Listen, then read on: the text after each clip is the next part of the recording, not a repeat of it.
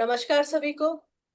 मैं भावना गुप्ता महेंद्र आज इस podcast my expression a journey पे आज हम बात करने जा रहे हैं साहित्य को लेके।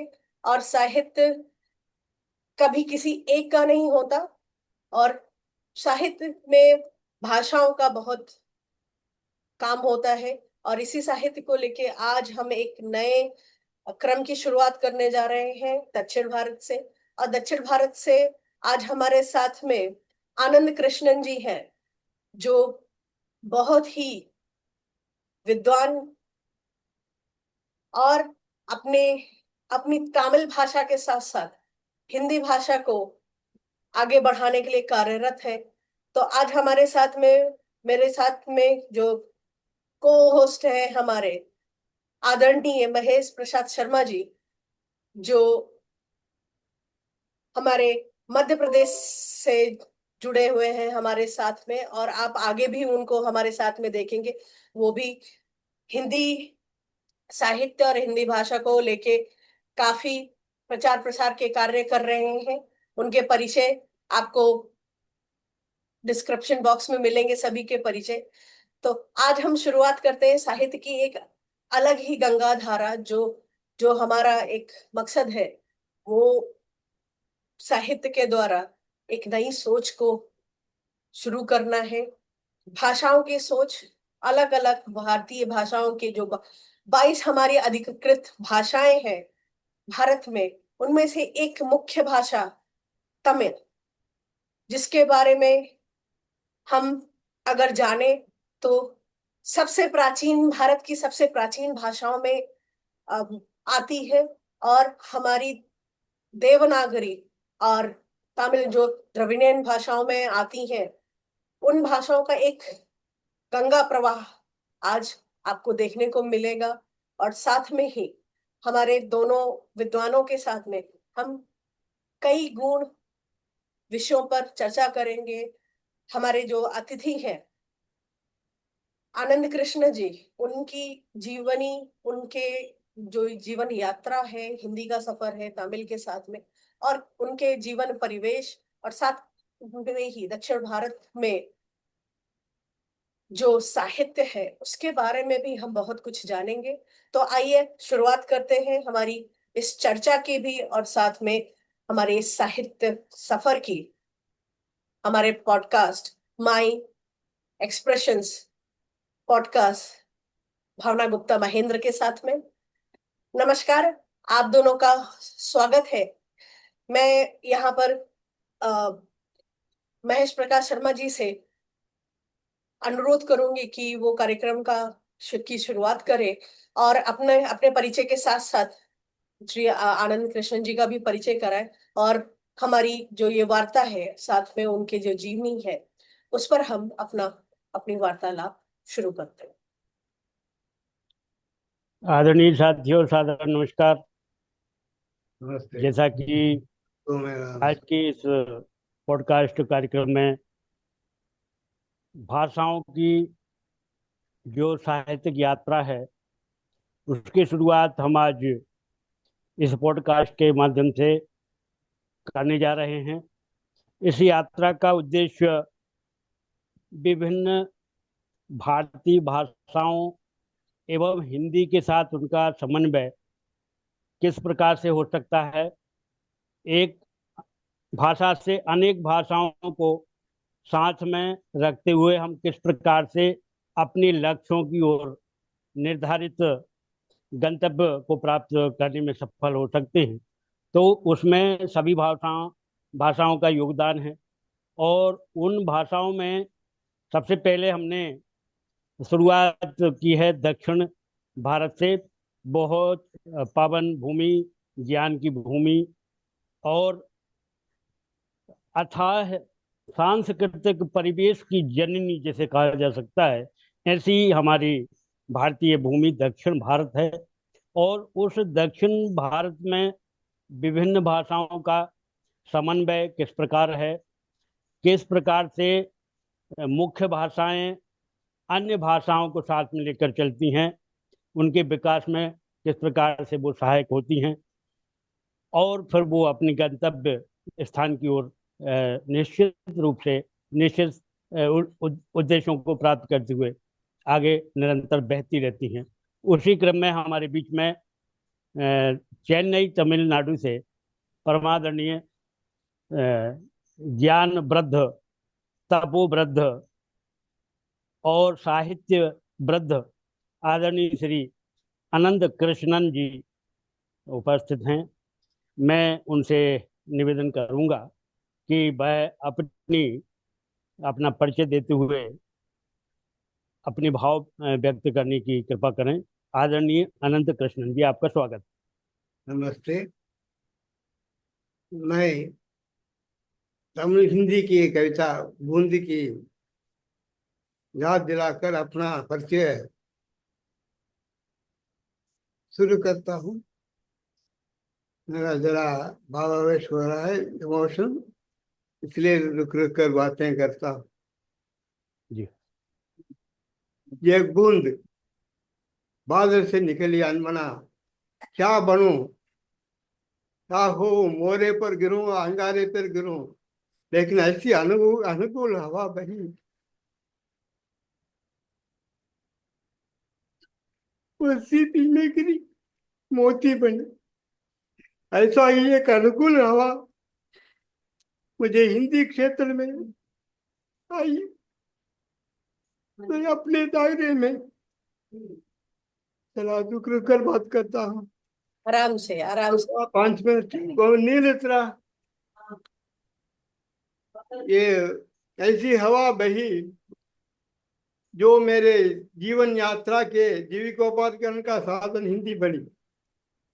और अपने दायरे में बहुत बड़ा आदमी हूँ, हर मनुष्य को कम से कम अपने दायरे में कुछ बनना चाहिए, क्योंकि विश्व भर के महान बनने के लिए भगवान की अलग वरदान चाहिए।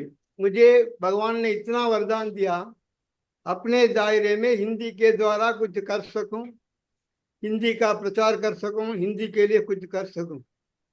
ऐसी हवा में 16-17 साल की उम्र में हिंदी क्षेत्र में हिंदी प्रचारक के रूप में आया। तब तमिलनाडु के सरकारी स्कूलों में हिंदी थी, श्री भाषा सूत्र। केवल मैं राष्ट्रभाषा पास किया गए, एसएलसी पीयूसी करके तुरंत नौकरी हिंदी अध्यापक के रूप में मिली। ये ऐसी हवा, अनुकूल हवा, मैंने कहा ना, एक बूंद ऐसी हवा बहकर अनुकूल बनाती है।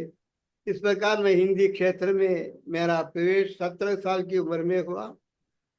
जब मैं हिंदी का इतना बड़ा विरोध काल था, तब हिंदी अध्यापकों को मारते थे, रेल जलाते थे, बस जलाते थे।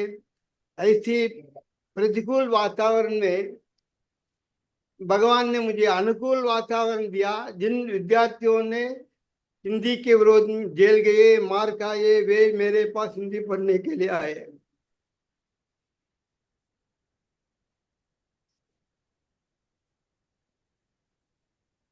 यही मेरा अनुकूल भगवान ने दी।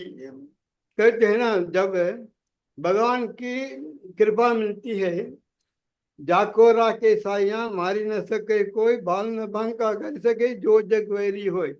इस प्रकार तमिलनाडु के सबके सब राजनीतिक दल विरोध है, लेकिन मैं उस समय हिंदी क्षेत्र में चमकने लगा, मेरे दायरे में।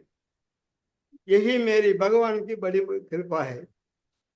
फिर 17 साल की उम्र में मैं जब ये सब हिंदी का प्रचार कर रहा था, तब हृदय राज नामक एक विद्यार्थी आया था।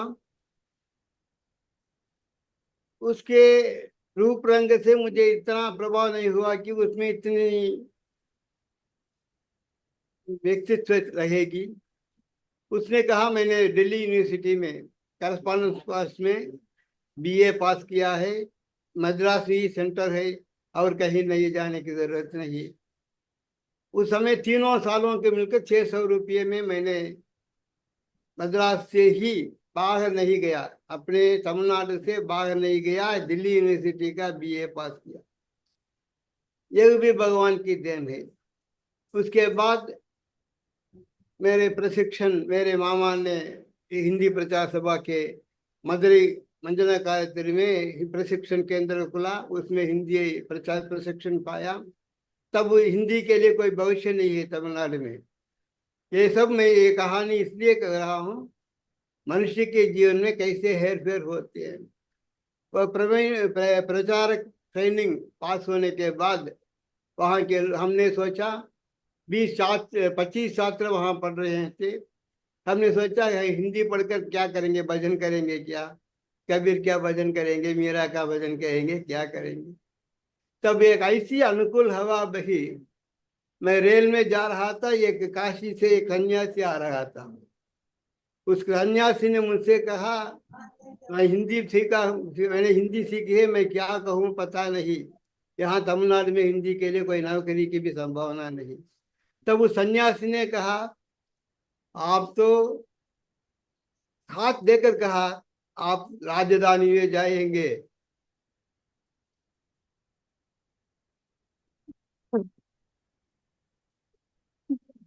बढ़िया नौकरी मिलेगी।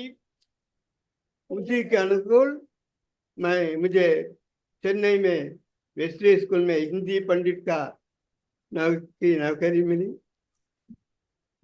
यही भी एक बात है। दूसरी, वहां जब मैं गया, दूसरी बात देखिए, वो ईसाई है, डॉक्टर सेल्वराज, वे बीटी टीचर है। उन्होंने मेरे का हाथ देकर कहा, तुम 4 साल स्कूल में रहोगे, इतने में तुम दूसरे अच्छे जो नौकरी चलेगी। हिंदी के लिए कोई भविष्य नहीं किया, कैसे कहीं कहीं कहीं कोई अच्छी नौकरी जाऊंगा मैं। इसी समय उन्होंने हाथ देकर कहा, मैं तिरुपति यूनिवर्सिटी में प्राइवेट में 100 रुपये काफी है, एमए पूरा जी जी पढ़ने के लिए, फर्स्ट ईयर सेकंड ईयर मिलकर व्यक्तिगत रूप में पढ़ने के लिए केवल 100 रुपये काफी है। वो 100 रुपये मेरे लिए बहुत मुश्किल की बात है।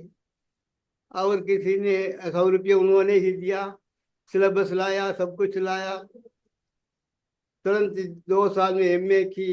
उसी समय +2 का इंट्रोड्यूशन हुआ, पोस्ट ग्रेजुएट टीचर्स की वैकेंसी में मुझे तुरंत रिजल्ट के आते ही, एमए रिजल्ट के आते पहले दिन ही मुझे तुरंत प्रमोशन तमिलनाडु के विरोध क्षेत्र में पोस्ट ग्रेजुएट टीचर के रूप में मिल गया। इस प्रकार मेरा हिंदी का प्रवेश धीरे धीरे धीरे धीरे धीरे रे मना धीरे सब कुछ हुआ। इस प्रकार मेरा हिंदी प्राथमिक प्रवीण एक अलग, बीए एमए अलग, फिर बीएड पास किया मदुरई यूनिवर्सिटी में। और दूसरे उस अध्यापकों ने कहा, ये हिमाचल प्रदेश में एमएड है, 600 रुपये काफी है। वो 600 रुपये मुश्किल से भरकर हिमाचल प्रदेश के एमए है। इस प्रकार मेरी हिंदी का क्षेत्र जो है, तमिलनाडु में ही रहकर, तमिलनाडु के घाट पे रहकर विभिन्न घाटों का पानी पीकर हिंदी मैंने सीखी है। यही मेरी हिंदी का एक प्रगति है हिंदी के कारण। और हिंदी तो तमिलनाडु में सब लोग जानते हैं। मैंने हिंदी में कहा, तमिलनाडु में आजकल संस्कृत का विरोध हो रहा है, जो द्रमुक का पार्टी इसका विरोध कर रहा है, उसके चिन्ह है सूर्य, उदय सूर्य। उदय सूर्य संस्कृत के शब्द के बिना वे वोट नहीं मांग सकते। यह भगवान की भाषा संस्कृत और भगवान की भाषा तमिल का जो संपर्क है, लिंक है, उसे कोई तोड़ नहीं सकता। और इतना काफी है मेरा परिचय सोचता हूँ। और आप कोई प्रश्न करें तो मैं जवाब देने के लिए तैयार।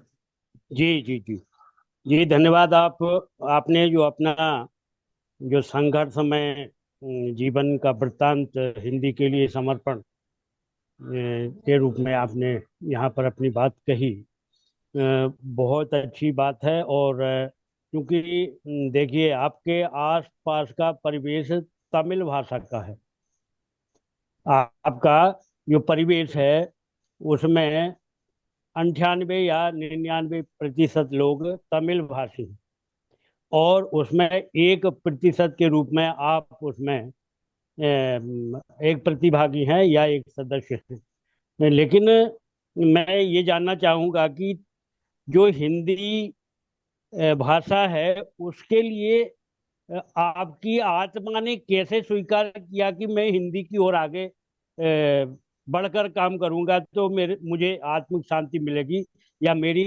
आत्मिक उन्नति होगी, या मुझे बहुत सुख की प्राप्ति होगी, या मुझे ये मिलेगा। तो ये आपका हिंदी के प्रति जो रुझान है वो तमिलनाडु के बीच में रहते हुए, वहीं आसपास के वातावरण क्योंकि तमिल का है, लेकिन उसमें भी हिंदी का अपार स्नेह आपको प्राप्त हुआ।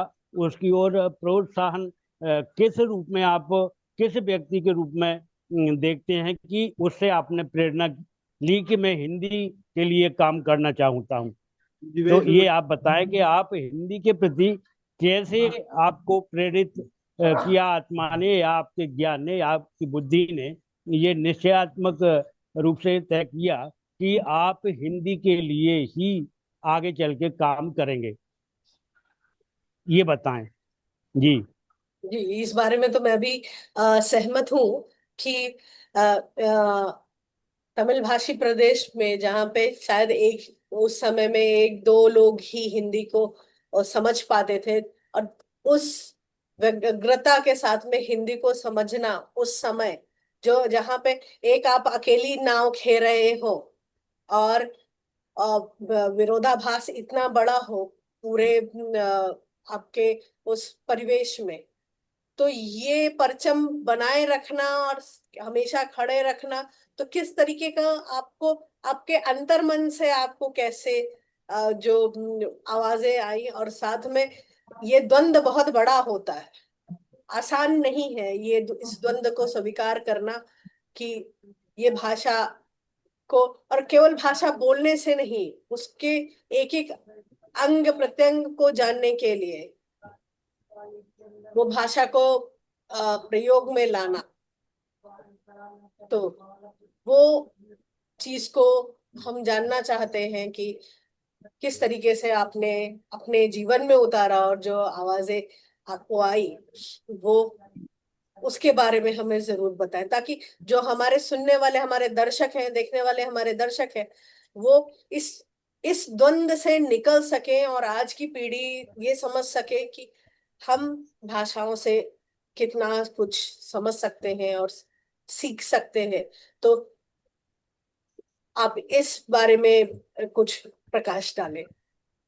भारतीय भाषाएं जो है ये एक दूसरे से अन्योन्याश्रित है, उसे कोई भी इनकार नहीं कर सकता, कानून भी उसके पक्ष में नहीं रहेगा। ये शब्द जो है, अधिक शब्द जो है हिमाचल से दक्षिण भारत तक बोलते हैं। तर्क, विवाद, चर्चा, ये तीनों शब्द ऐसी है। आसेतु हिमाचल में तमिल में कोई अलग शब्द नहीं है। चर्चा के लिए चर्चा करते हैं, विवाद के लिए विवादम करते हैं, तर्क के लिए तर्कम करते हैं। इस प्रकार ये वाद विवाद चर्चा, ये तीनों शब्द प्रधान है एक भाषा की प्रगति के लिए। एक व्यक्ति के आपस में एकता बनाने के लिए, दुश्मनी बनाने के लिए तीनों शब्द, चर्चा करना है, विवाद करना है, ये तीनों शब्द जो देखिए आश्चर्य हो रहा है, आसेतु हिमाचल में ये तीनों शब्द का एक ही प्रयोग हो रहा है। अधिक बोलते हैं, अधिक हम कहते हैं तमिल में, ये अधिक शब्द जो है अधिक बोलते हैं, वे भी आसेतु हिमाचल में समझा जाता है।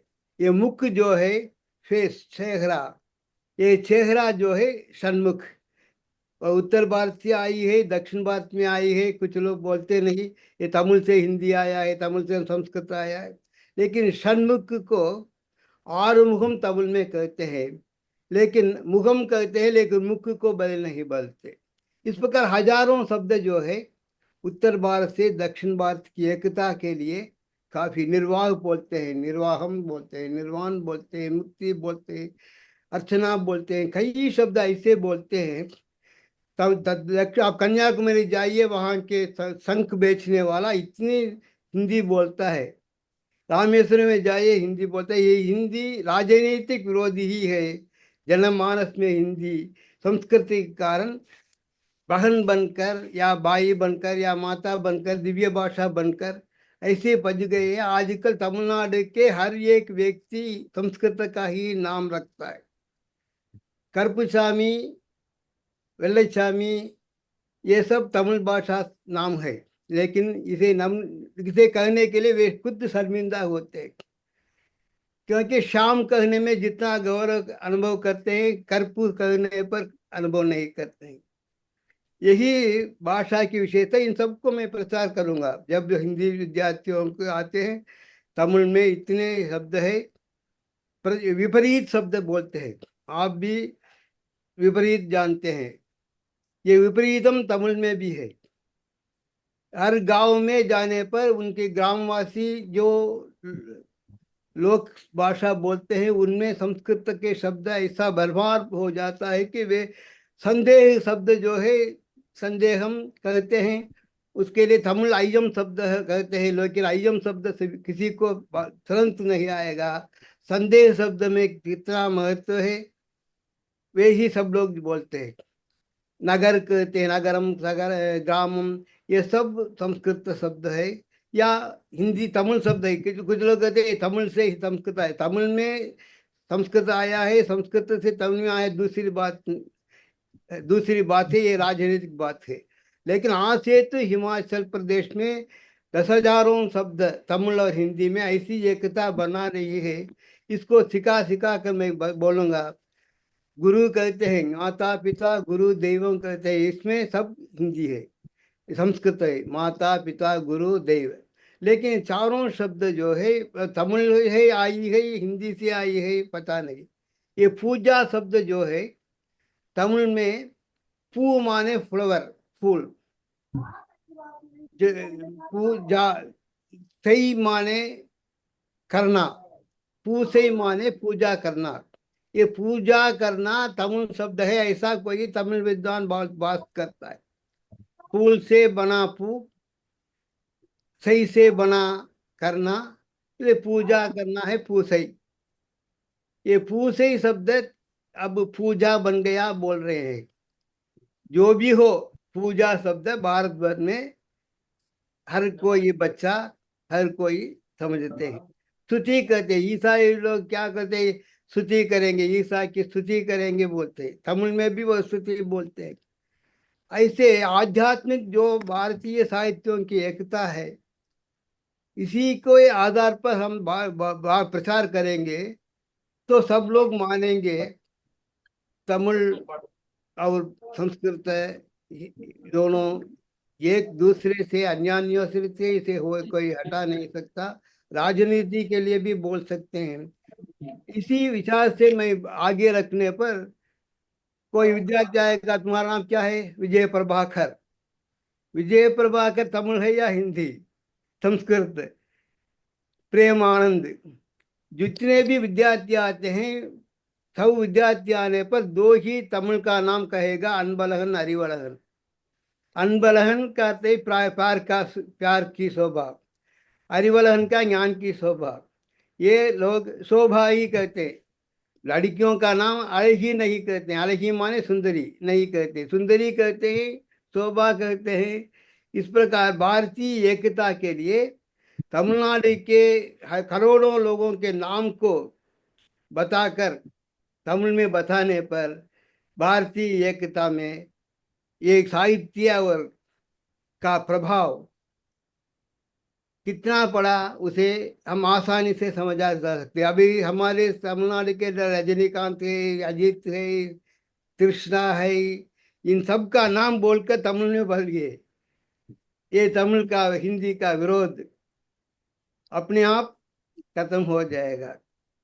इस प्रकार मैं इंडिया और अंतर्मन से हिंदी के प्रति नहीं, संस्कृत के प्रति, दिव्य भाषा के प्रति, तमिल भाषा के प्रति, दोनों दिव्य भाषा है। तमिल में नालायर दिव्य प्रबंधम है, कई ग्रंथ है। ये सब के आधार संस्कृत है या तमिल, पता नहीं। और पंच महाकाव्य मैंने बोला था, हिंदी में तमिल में जो पंच महाकाव्य, पंच लघु काव्य है, इन सब के शीर्षक संस्कृत के है।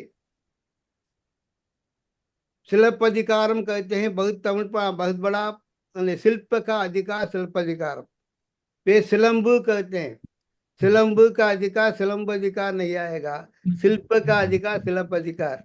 शिल्प का अर्थ आप जानते हैं ना, इसका अधिकार, एक कहानी जो है उसके जितना प्रभाव होता है, जितना प्रासंगिकताएं होती है, ये सब का आधार क्या है, कहानी का प्लॉट, कथानक, ये सब भारतीय भाषाओं में कंब रामायण कहते हैं, लेकिन वाल्मीकि रामायण के प्लॉट कथानक के आधार पर है। महाभारत कहते हैं, और तमिल के जो महाकाव्य है सब 5 महाकाव्य में 3 महाकाव्य जैनों की देन है, 2 बौद्धों की देन है। इस प्रकार भारतीय साहित्य को अपने ये राजनीतिक दाय रूप न देकर साहित्यिक रूप में देने पर ये एकता हमें कभी न मिटेगी। यही मेरे अंतर्मन से हिंदी के संस्कृत के प्रति, भारतीय भाषाओं के प्रति, तमिल के प्रति साहित्य का आधार है, जो बहुत बड़ी देन है। ये सही कहा आपने कि अ, साहित्य का ये योगदान बहुत बड़ा है। और आज हमारा भी ज्ञान काफी और उसमें कई शब्दों की वृद्धि हुई है। इस बात से हमारे आदरणीय महेश प्रसाद जी भी सहमत होंगे कि किस तरीके से संस्कृत का, तमिल का, तो हम 2 भाषाओं के लिए अभी बातचीत कर रहे थे, और वहां पर 3 भाषाओं का हमारा एक संगम मिलता है कि संस्कृत का, तमिल का, और तीनों की तीनों हमारी प्राचीन भाषाओं, दोनों प्राचीन भाषाओं से आई हुई। हिंदी हिंदी तो उनके बाद में आई हुई है। तो इन दोनों प्राचीन भाषाओं का भी हमें अनुकरण करना बहुत आवश्यक है। और जिस तरीके से आपने इतना विस्तार में, आपने इतने डिटेल में हमको बताया कि किस तरीके से आपको ये प्रेरणा मिली, और प्रेरणा होना बहुत जरूरी होता है। तो मैं यहाँ पे आदरणीय महेश प्रसाद जी से भी बोलूंगी कि वो अपने शब्द रखें इस पे, क्योंकि उनका अनुभव ज्यादा है इन विषयों पे। जी भैया जी। चलिए, जैसे आदरणीय हमारे अनंत कृष्ण जी ने जो बताया उसके आधार पर, और जैसा कि आप जानते हैं कि जो भाषाएं हैं, कहीं की भी भाषा हो, वो एक व्यापक समुद्र है शब्द भंडार का। और वो शब्द भंडार किसी भी भाषा से लिया जा सकता है, कहीं से भी वो आ जाता है। जैसे मान लीजिए तमिल के जो शब्द हैं, वो अधिकतर संस्कृत भाषा से प्रेरित होकर या अंग्रेजी से प्रेरित होकर, और कहीं कहीं तो हिंदी से प्रेरित होकर भी उन शब्दों का निर्माण हुआ है। तो ये जो शब्द भंडार है, उसके आधार पर संस्कृत चूंकि सब भाषाओं की जननी है, और वो जननी अर्थात उसके बाद में फिर विभिन्न परिवेशों में विभिन्न भाषाओं का विकास हुआ, और उसमें तमिल है, हिंदी है, कन्नड़ है, मलयालम है, पंजाबी है, हरियाणवी है, उत्तर भारत की भाषाएं हैं। तो ये फिर बोलियों में परिवर्तित हो गई, अलग अलग भागों में, अलग अलग हिस्सों में वो बोली के रूप में बोली जाने लगी। तो ये भाषाओं का जो व्यापक भंडार है, वो अथाह समुद्र है। और उस अथाह समुद्र का जो व्यापक क्षेत्र है, वो संस्कृत का है। संस्कृत से ही तमिल भाषा का विकास हुआ, संस्कृत से ही हिंदी का विकास हुआ। लेकिन हिंदी में ये देखा गया कि उसने सभी भाषाओं के शब्दों को समाहित कर लिया, और वो एक व्यापक क्षेत्र में, व्यापक लोगों में वो बोली जाने लगी, उसका उपयोग किया जाने लगा। अब देखिए, जब साहित्य की जब रचना होती है और जब साहित्य लिखा जाने लगता है, जब वो संरक्षित होने लगता है, तो उस भाषा का भी विकास होता है जिस भाषा में वो साहित्य लिखा गया है। तो ऐसे ही आप दोनों भाषाओं के जानकार हैं, आदरणीय आनंद कृष्णन जी। आप तमिल पर भी बराबर अधिकार रखते हैं, हिंदी पर भी आप हिंदी में भी आप लेखन करते हैं।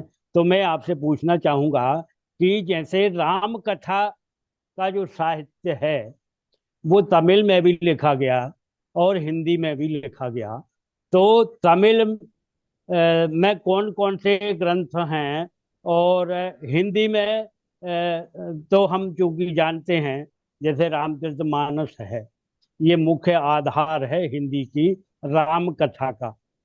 अब इसके समकक्ष काम्ब रामायण हमने सुना है, लेकिन शायद आपने पढ़ा हो, और अन्य रामायण भी तमिल भाषा में लिखी गई हैं, जिनको रामायण जो सीरियल बनाया था सागर साहब ने, तो उसमें उसका आधार लिया है उन्होंने। तो हम आपसे ये जानना चाहेंगे कि तमिल भाषा में कथा साहित्य के आधार पर राम का जो चित्रण है वो किन किन चरित्रों में मिलता है, और कौन कौन से रचनाकार हैं जिनने राम के चरित्र को आगे बढ़ाया है, मैं आपसे ये जानना चाहूंगा। चलिए, तमिल आदरणीय रामायण, कंब जी। रामायण के आधार पर राजगोपालाचार्य पहला प्रथम गवर्नर जनरल राजगोपालाचार्य ने भी रामायण लिखी है। ये रामायण जो है, ईवेरा प्रिया जो राम के विरुद्ध है, ऐसे द्रमुक वालों ने भी रामायण के विरुद्ध अश्लीली रामायण लिखी। जो भी हो, ये रामायण जो है तमिल संस्कृति के अनुसार जरा परिवर्तन हुआ है। तो वाली वधे पड़लम, जो वाली का वध हुआ है, उसे देखिए, वाली वधे पड़लम कहते हैं, वाली वध, उसे वधे। इसी प्रकार उस वाली वधे पड़लम, वो जो अध्याय है उसमें राम और वाली के बीच में जो संवाद होता है, तब वाली विभिन्न प्रचार करता है, मैं बंदर जानवर के परंपरा का हूँ, मुझे अन्य पुरुषों की, अन्य स्त्रियों से संपर्क रखना मेरे धर्म के विरुद्ध नहीं है। इसी प्रकार कई प्रकार के आर्ग्यूमेंट रखते हैं जो तमिल रामायण से, वाल्मीकि रामायण से जरा भिन्न है। ये कंब रामायण की अपनी एक विशेषता यही है कि वे तमिल संस्कृति के अनुकूल कुछ घटनाएं कहते। राम स्त्रियों को मारा, लेकिन स्त्री अबला है, उसका बल प्रयोग करना राम के लिए कैसे। इसी प्रकार कुछ संपर्क, ये धर्म विरुद्ध कुछ बातों को लेकर ये द्रमुक वालों ने रामायण के विरुद्ध उल्टी सीधी बातों का प्रचार करके युवकों के मन को बदल दिया है। इसीलिए राम के विरुद्ध भी यहाँ लोग खड़े हैं। राम की मूर्तियों पर चप्पल मारकर जुलूस निकाले, तब लोग सहते रहे। हमारे मन में कितना दुख होगा पता नहीं। उस जुलूस में सेलम में जो हुआ था, उसमें इतना मार, जूतों से मार मार कर गली गली राम को ले गए थे। अब वे, उनकी अभी जो आज आजकल के मुख्यमंत्री है, उनकी पत्नी हर मंदिर जाती है, हर मंदिर में प्रायश्चित करती है। ये दोनों विपरीत गुण देखिए। ये एक पति है जो भगवान के मंदिर को के दर्शन को ही पाप समझता है, उनकी पत्नी जो है हर मंदिर में जाकर प्रायश्चित करती है, प्रार्थना करती है। ये भगवान की लीला, इस सूक्ष्म लीला को समझना कितना मुश्किल देखिए। कितनी बड़ी सूक्ष्म की बातें तमिलनाडु में ये भगवान नहीं है प्रचार करके कुर्सी कुर्सी पर बैठते हैं। लेकिन अधिकांश हिंदू लोग यहाँ भगवान के भक्त हैं। यहाँ जितने मंदिर है, जितने मंदिर नए नए मंदिर बनते हैं, कितने भक्त आते हैं, वह दूसरी बात है। ये भगवान की जो सूक्ष्मता है, लीला है, दुख देकर मनुष्य को भक्त बनाने वाले माया शक्ति जो है, माया भगवान के एक अंश है माया शक्ति। ये माया शक्ति मनुष्य को जीवी शक्ति पर पर्दा डालकर आकर्षण कर देती है।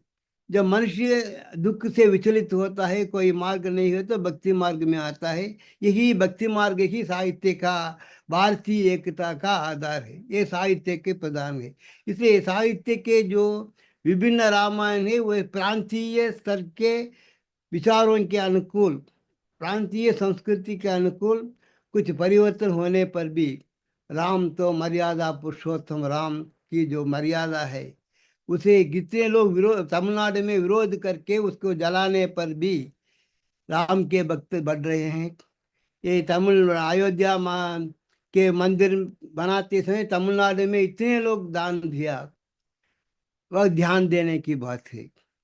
इसलिए भक्ति के विरोध में जो सरकार यहाँ आजकल शासन कर रही है, माइनॉरिटी लोगों को जितना अधिकार दे रहे हैं, ये हम भगवान की प्रसिद्ध मंदिर के सामने भगवान के विरुद्ध का प्रचार हो रहा है। उसकी मूर्ति रखकर भगवान नहीं है, भगवान की प्रार्थना करने वाला बेवकूफ़ है। भगवान की प्रार्थना करने वालों को मारना चाहिए। ब्राह्मण और शाम पाने पर ब्राह्मण को मारना चाहिए, शाम को छोड़ना चाहिए। ऐसा प्रचार लोगों में 50-70 साल से हो रहा है इस भगवान के विरुद्ध। लेकिन ये साहित्य का जो प्रभाव है, अरुपेरुंजोதி अरुपेरुंजोதி तनिपेरुंगरणे अरुपेरुंजोதி, ये ज्योति है स्वरूप, कृपा दिखाने वाले भगवान, उसको कोई नहीं कर सकता। भगवान कहाँ है? दोनों यहाँ निराकार है, साकार है, ज्योति स्वरूप है। अंगिंगनाद बड़ियंगम प्रकाशमाय आनंद पूर्तियाही अरुளோடு நிறைந்தது अंगम इंग अंगिंग अंगम प्रकाशमय, सर्वत्र प्रकाश रूपी ज्ञान देने वाले कौन है? भगवान है। इस प्रकार प्रकाश को निराकार को मानते हैं, रूप को मानते हैं, अरूप को मानते हैं। इसके विरुद्ध का इतने प्रचार की ये भारतीय तमिलनाडु की वातावरण जो है, हिंदी का विरोध करते हैं, लेकिन सबके सब संस्कृत के नाम ही रखते हैं, तमिल नाम नहीं रखते हैं। ये भगवान की एक आंतरिक शक्ति जो है, ये साहित्य के प्रभाव से एकता बने। जो विष्णु सहस्रनाम के नाम ही रखते हैं, सहस्रनामों में देवी सहस्रनाम के नाम ही बच्चों को रखते हैं, नए नए नाम यशस्विनी रखते हैं। यशस्विनी शब्द तमिलनाडु में कोई प्रचलित नहीं है, लेकिन यशस्विनी नाम जो है बहुत प्रसिद्ध। दीक्षा रखते हैं, प्रत्युषा रखते हैं। ये सब एक दिव्य शक्ति है जो भारतीय साहित्य को संस्कृत, मैं तमिल से संस्कृत, संस्कृत से तमिल की बात नहीं आ रहा हूँ। यहाँ के मनोभाव, लोगों के जवानों के मन में तमिल ही है, ऐसा एक विचार हो गया है। ये विचार शब्द भी तमिल में है, नाना विचार। तमिल में भी पल என்னடா विचार பண்ணிட்டே இருக்கேன்னு ऐसा कहते हैं, क्या विचार करते रहते हो। ये विचार शब्द भी तमिल में है। ये प्रकार साहित्यिक एकता को, जनता में भारतीय एकता का प्रचार के लिए योग्य मार्गदर्शक होने पर ये भारतीय भाषा की एकता, साहित्य का महत्व बढ़ेगा। ये हिंदी तमिल संस्कृत का जो अपनत्व है, उससे बढ़कर हमें ऐसा ही प्रचार करना है। आसेत हिमाचल के जितने भी एकता के शब्द है, मैंने कहा तर्क, चर्चा, विवाद, ये आसेत हिमाचल में कहते हैं, अधिगम कहते हैं, अधिक कहते हैं, कम ही कहते हैं तमिल में, हिंदी में कम कहते हैं। ऐसे हजारों शब्द जो है, इन सबको मिलाकर भारतीय एकता के प्रचार के लिए भारतीय भाषा में विज्ञान चाहिए, तकनीकी चाहिए। ऐसी शिक्षा न देकर आजादी के बाद हमारी सरकार ने बड़ी भूल की है। अंग्रेजी माध्यम के बिना तुम्हारे ज्ञान नहीं बढ़ सकता। अभी 40,000 स्कूल तमिलनाडु भारत भर में है। हर स्कूल में 3,000 हो तो कितने छात्र हैं? 3 साल के बच्चे भारतीय भाषा बोलने के लिए करोड़ों लाखों रुपए खर्च करे हैं। ये भारतीय आजादी के बाद के जो नेता थे सब अंग्रेजी के पारंगत थे। उनके विचार में भारतीय भाषाओं के जितने ज्ञान है विज्ञान है इन सब की का महत्व नहीं जानते हैं। इसलिए रोज हर साल अंग्रेजी माध्यम स्कूल का अनुमति देते रहते हैं और तमिल माध्यम स्कूल 2-3 हजार स्कूल बंद चलिए हो। चलिए, हम उस बात पर बाद में चर्चा करेंगे। आपका ध्यान ये हम साहित्य के दूसरी आधार ओर ले जाना भारतीय चाहेंगे। भाषा के जी जी ये जी। बहुत मुख्य है। ये साहित्य ही हमारी भारतीय एकता, विचारात्मक एकता, प्राकृतिक जी बाधाओं को पार करके भारतीय एकता बनाने एक ही शक्ति है साहित्य। इस साहित्य को हिंदी की जो गीत है, सिनेमा गीत है, उसे गाला भी गाता है। वह हिंदी नहीं जानता है लेकिन इतने सुंदर अच्छा हिंदी गाना गाता है। उसको इसका प्रभाव, आराधना जब आया तब हर कोई गाने लगा। यहाँ हिंदी के विरोध के वातावरण में सब लोग हिंदी का एक गीत गाते थे। इस प्रकार साहित्यिक एकता जो है वही भारतीय एकता का प्रधान है। इसका प्रचार जोरदार से करना चाहिए जो इनका अभाव आजकल हो रही है। और भारतीय, मैं मेरे अभी 2 साल 2 महीने में 10 लाख का खर्च हुआ है। ये खर्च के रुपये मुझे अंग्रेजी के कारण ही मिले, हिंदी के कारण नहीं। इस जी प्रकार जी। हिंदी के कारण आमदनी बढ़ने पर जरूर युवक लोग हिंदी पढ़ेंगे, संस्कृत पढ़ेंगे, तमिल पढ़ेंगे, नहीं तो तमिल का भी विनाश होगा, हिंदी का भी यश होगा। भारतीय कल महा के बाद जाने का धीरे धीरे धीरे तमिल मरेगी। सर, इसका आदरणीय सर, सर मैं आपको थोड़ा सा कि जैसे मान लीजिए आप, आपका अधिकार भाषा पर तमिल का भी बराबर है और हिंदी पर भी बराबर है। आपका दोनों पर आपको बराबर अधिकार है। माने आपका ज्ञान तमिल में भी है और हिंदी में भी है। अब मैं ये पूछना चाह रहा हूँ आपसे कि तमिल भाषा की जो व्याकरण है, क्या वो हिंदी की व्याकरण जैसी है या नहीं, उसमें कोई अंतर है? हिंदी तमिल व्याकरण भाषा की व्याकरण जैसे थोड़ा सा और बारीकी कर दूं मैं। जैसे हिंदी का व्याकरण में 52 अक्षर लिए हैं, जी जिसमें 11 स्वर और बाकी व्यंजन हैं। तो इसी प्रकार से तमिल भाषा में कितने वर्ण हैं और उसमें स्वर और व्यंजन हैं क्या? क्या के उसमें कुछ व्याकरण की बारीकी के माध्यम से लेखन होता है? ये अच्छा, थोड़ा सा हम स्पष्ट जानना चाहेंगे। भारतीय भाषाओं की लिपियों पर ध्यान देने पर भारतीय लिपियों में तमिल भी ऐसा लिपि है जिसमें एक ही का को लेकर हम प्रचार करते हैं। सभी मलयालम, कन्नड़, मराठी सब में ख ख घ घ ञ है।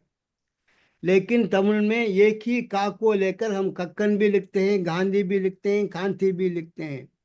एक ही पा को लेकर हम पाप भी लिखते हैं, भाव भाव भी लिखते हैं। मनोभाव के लिए भी भाव ही लिखते हैं। दीर्घ सुमंगली एक शब्द है तमिल में, एक ही इक्क बोलते हैं, दीर्घ सुमंगली। दीर्घ का अर्थ है खत्म करना, सुमंगली को खत्म करना दीर्घ सुमंगली है। कुछ तमिल लोग जो दीर्घ नहीं उच्चारण करते हैं वे दीर्घ सुमंगली ही बोलते हैं। ये घ शब्द जो है तमिल में नहीं है, ख ख ग ग है। तमिल में व्यंजन जो है केवल 18 अक्षर है। तमिल में, हिंदी में 25, तमिल तमिल में केवल 18।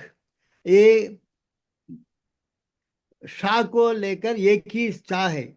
अब स्टालिन लिखना है तो तमिल में शब्द नहीं है। भगवान हमारे प्रधान मुख्यमंत्री ना के नाम स्टालिन लिखना है तो इस लेटर नहीं है तमिल में। शुद्ध जो तमिल के फैनेटिक कहते हैं, वे ये सा उच्चारण को मना करते हैं। विजय लक्ष्मी कहने पर ये झा का, मैं तमिल कविता लिखने पर मुझे इनका कर देते हैं मेरी तमिल कविता को, क्योंकि मैं विजय लक्ष्मी लिखूंगा। ये झा अक्षर जो है विषय लक्ष्मी लिखते हैं। रोजा को रोसा कहते हैं, राजा को रासा कहते हैं, क्योंकि ये झा अक्षर तमिल में नहीं है। इसी प्रकार ये हिंदी और तमिल के व्यंजन के उच्चारण पर ये 5 वर्ण उच्चारण श श स है, हाँ, ये सब तमिल में नहीं है। इसलिए अहंकारम कहने पर अहंकारम कहते हैं, अहंकार नहीं कहते हैं। मध्य कहने पर मत ही कहते हैं। धा एक ही दा है। पाटुम नाने बाबुम नाने ये गाना है हिंदी में। तमिल में पाटुम नाने गाना भी मैं हूँ, भाव भी मैं हूँ। कई लोग उसको पाटुम नाने पावुम नाने कहते हैं। पावुम माने गाना भी मैं हूँ, पाप भी मैं हूँ। और पाप भाव दोनों में एक ही पा का उच्चारण है। इसी प्रकार इसीलिए तमिल ही हिंदी का विरोध करते। हमारे शिक्षा मंत्री एक नेडुंचलियन थे, उन्होंने कहा ख घ घ कहने पर तुम्हारे पेट में अल्सर हो जाएगा। ऐसा युवकों में एक गलत फहमी का प्रचार, उसके लिए लोग वोट देते हैं। ये ऐसे मनोभाव जो है, इतने कटु मनोभाव, बुरे विचार लोगों में फैल गया है। अभी 50 साल से ये विषैला जो प्रचार है, संक्रामक प्रचार है भाषा के प्रति। हिंदी उत्तर संस्कृत के उच्चारण करने पर तुम बीमार पड़ जाओगे, ऐसे युवकों में एक विचार फैला है। तो कितना बड़ा खेद की बात है। लोगों को जानकर भी लोग क्यों इतना अज्ञान रहते हैं। ये उच्चारण के शब्द में, तो मलयालम में, तमिल में, संस्कृत में, कन्नड़ में जितने संस्कृत शब्द का ज्यों का त्यों अपनाया गया है, उतना तमिल में अपनाया नहीं गया है। और श्रीरंगम को त्रि अरंगम कहने पर वह तमिल हो जाता है। कैसे? त्रि का अर्थ है श्री, अरंगम का अर्थ है रंग। ये श्री को अरंगम कहने पर वह तमिल तमिल हो जाता है। मीनाक्षी मंदिर है, ये मीनाक्षी मंदिर मदुरई का प्रसिद्ध है। मीन प्लस अक्षी, मीनाक्षी, कैलविली। ये कैलविली मंदिर को ये बोलते हैं क्या? यही दिव्य शक्ति है जो भारतीय एकता के लिए। मीनाक्षी को कैलविली तमिल में बोलते हैं। और दंडायुधपाणि को ये धर्मक वालों ने कोलेंदिय पेरुमाल नामक अनुवाद किया था। दंड आयुधपाणि को, कोल माने दंड, पकड़ने वाले भगवान। इसका कोई किसी ने तमिल में नहीं माना। एक बार आया था, ये दंडायुधपाणि की जय हो कह बोले कोलेंदिय पेरुमाल, तुरंत उसको ये भी नहीं मानते। ये मुर्गा कोयल जो है, मुर्ग माने मुर्गा, मैं ऐसा एक्सप्लेन कर। मुर्गा माने सेवल, सेवल माने एक पक्षी, विशेष मुर्गी का पुल्लिंग मुर्गा। ये मुर्गा जो है, उसके जो झंडा वाला है वो मुर्गा है, लेकिन उसको भी मुर्गा कहकर, मुर्गू कहकर सुंदर बनाकर वह तमिल भगवान बोलते हैं। भगवान कैसे एक भाषा का भगवान हो सकता है? नादविंद कलादि नमो नमो, नादविंद कलादि नमो नमो। अरुणगिरिनाथर का मुरुगन के बारे में गीत है, वह तमिल में है। ये नादविंद कलादि नमो नमो आप ये अर्थ जानते हैं। ये तमिल का भगवान कहकर, भगवान को भी तमिल भगवान कहकर एक विशेष रूप देने वाले, ये कि संकीर्ण मनोभाव कैसे आया पता नहीं। इसी प्रकार हमें ये सब लोग समझते हैं, फिर भी न समझते। ऐसी एक तमिल की जो अक्षर है, आपने कहा व्याकरण में कर्ता ने कर्म को करण से, संप्रदान को उपादान से संबंध का के अधिकरण में पर आई आल की इल्लदकन, तमिल में आई आल की इल्लदकन कहते हैं। तमिल में मैं बम्बई देखा जो कहते हैं, तमिल में मैं बम्बई पातेन, बम्बई पातेन, बम्बई को देखा बोलते हैं। यह हिंदी में नहीं है। और मैं आपसे मिला, लेकिन तमिल में तंगले संदिते हैं, आपको मिला। तमिल के अनुसार आपसे मिला नहीं, आपको मिला। इस प्रकार ये कारक चिन्ह जो है उसमें, उसके प्रयोग में तमिल और हिंदी में फर्क होता है। संबंधवाचक का ज्यादा प्रयोग जो मुझे समझ में आ रहा है कि तमिल में काफी होता है, जो जिस तरीके से आपने बोला कि मैं आपसे मिला नहीं, आपको मिला। तो जो हमारा संबंधवाचक है, अभी मैं इसको अपने से जोड़ पा रही हूँ कि जब हम विदेशी भाषाएं पढ़ाते हैं, तो अब आप यहाँ पर मैं खाली भारतीय भाषाओं की भी अगर हम बात करें और विदेशी भाषाओं की भी बात करें, मैं एक सामंजस्य वहां पे देखना चाह रही थी कि जिस तरीके से कर्ता ने कर्म को आपने वो पूरा विवेचना दी है, उसी तरीके से जब हम जर्मन भाषा की बात करते हैं तो उसमें भी चार हमारे स्तर आते हैं। तो वहां पर भी एक स्तर आता है कि जब हम अंग्रेजी में बोलते हैं टू टू समवन, या हम बोलते हैं फॉर समवन, हम किसी के लिए या किसी को। तो ये एक दो भाव, दो हमें हम ये कारक हमें मिलते हैं वहां पे। तो जिस तरीके से संस्कृत में नौ का है, और उसी तरीके से हिंदी के भी हैं, उसी तरीके से अभी मुझे तमिल का भी समझ में आ रहा है। तो जर्मन का, जितनी भी यूरोपीय भाषाएं हैं, उनमें जर्मन जो सबसे है, जो मैं आज महसूस कर पा रही हूँ कि जर्मन काफी नजदीक है हमारे भाषाओं को लेके। तो उससे मैं समझ पा रही हूँ कि उनके पास में चार कारक हैं जिसके द्वारा वो अपनी अपनी व्याकरण को रखते हैं। तो इसी तरीके से अगर हम हिंदी से तमिल सीखते हैं तो हमें क्या क्या समानताएं हमें सीखने के लिए देखनी जरूरी है, जिसको हम हिंदी और तमिल के बीच में एक सेतु बना सकते हैं कि ये जो व्याकरण के हमारे अध्याय हैं, वो उनका उनके वो एक जैसे हैं। तो उनको लेकर हम अ, तमिल से सीखने में हमें और हमारे आने वाले पीढ़ियों को आसानी हो, ताकि वो अधिक से अधिक तमिल सीखने की तरफ अग्रसर हो। तो मैं आपसे ये प्रश्न का उत्तर जानना चाहूंगी कि आप क्योंकि दोनों भाषाओं में निपुण हैं, तो हिंदी और तमिल में, दोनों में ऐसे कौन कौन से जो हमारे अध्याय हैं हिंदी व्याकरण के और तमिल व्याकरण के, जो करीब करीब अब बहुत नजदीक है समझने के लिए, और साथ में जो हम लिपि का प्रयोग करते हैं, और किस तरीके से हम लिपि को समझ सकते हैं उसके द्वारा, और लेखन में भी तमिल सीखने के लिए भी हमें क्या क्या प्रयास करने होंगे, मैं उस क्षेत्र में भी आपसे एक अच्छी जानकारी जानना चाहूंगी। नमस्ते। ये तमिल जो है उसके सही उच्चारण के लिए एक ही लिपि ऐसी चाहिए जो तमिल और हिंदी के उच्चारण में फर्क न हो। ऐसी लिपि देवनागरी लिपि ही हो सकती है, जिसको विनोबा जी ने उसी जमाने में ही कहा सभी भारतीय भाषाओं को आसानी से सीखने की एक लिपि चाहिए, वह देवनागरी लिपि ही हो सकती है। लेकिन उसका कार्यान्वयन करने में हमारी सरकार ने हमने ध्यान नहीं दिया। और ये तमिल के जो 18 व्यंजनों को उच्चारण करके 35 व्यंजन और अंतस्थ ऊष्म का उच्चारण करना बहुत मुश्किल है।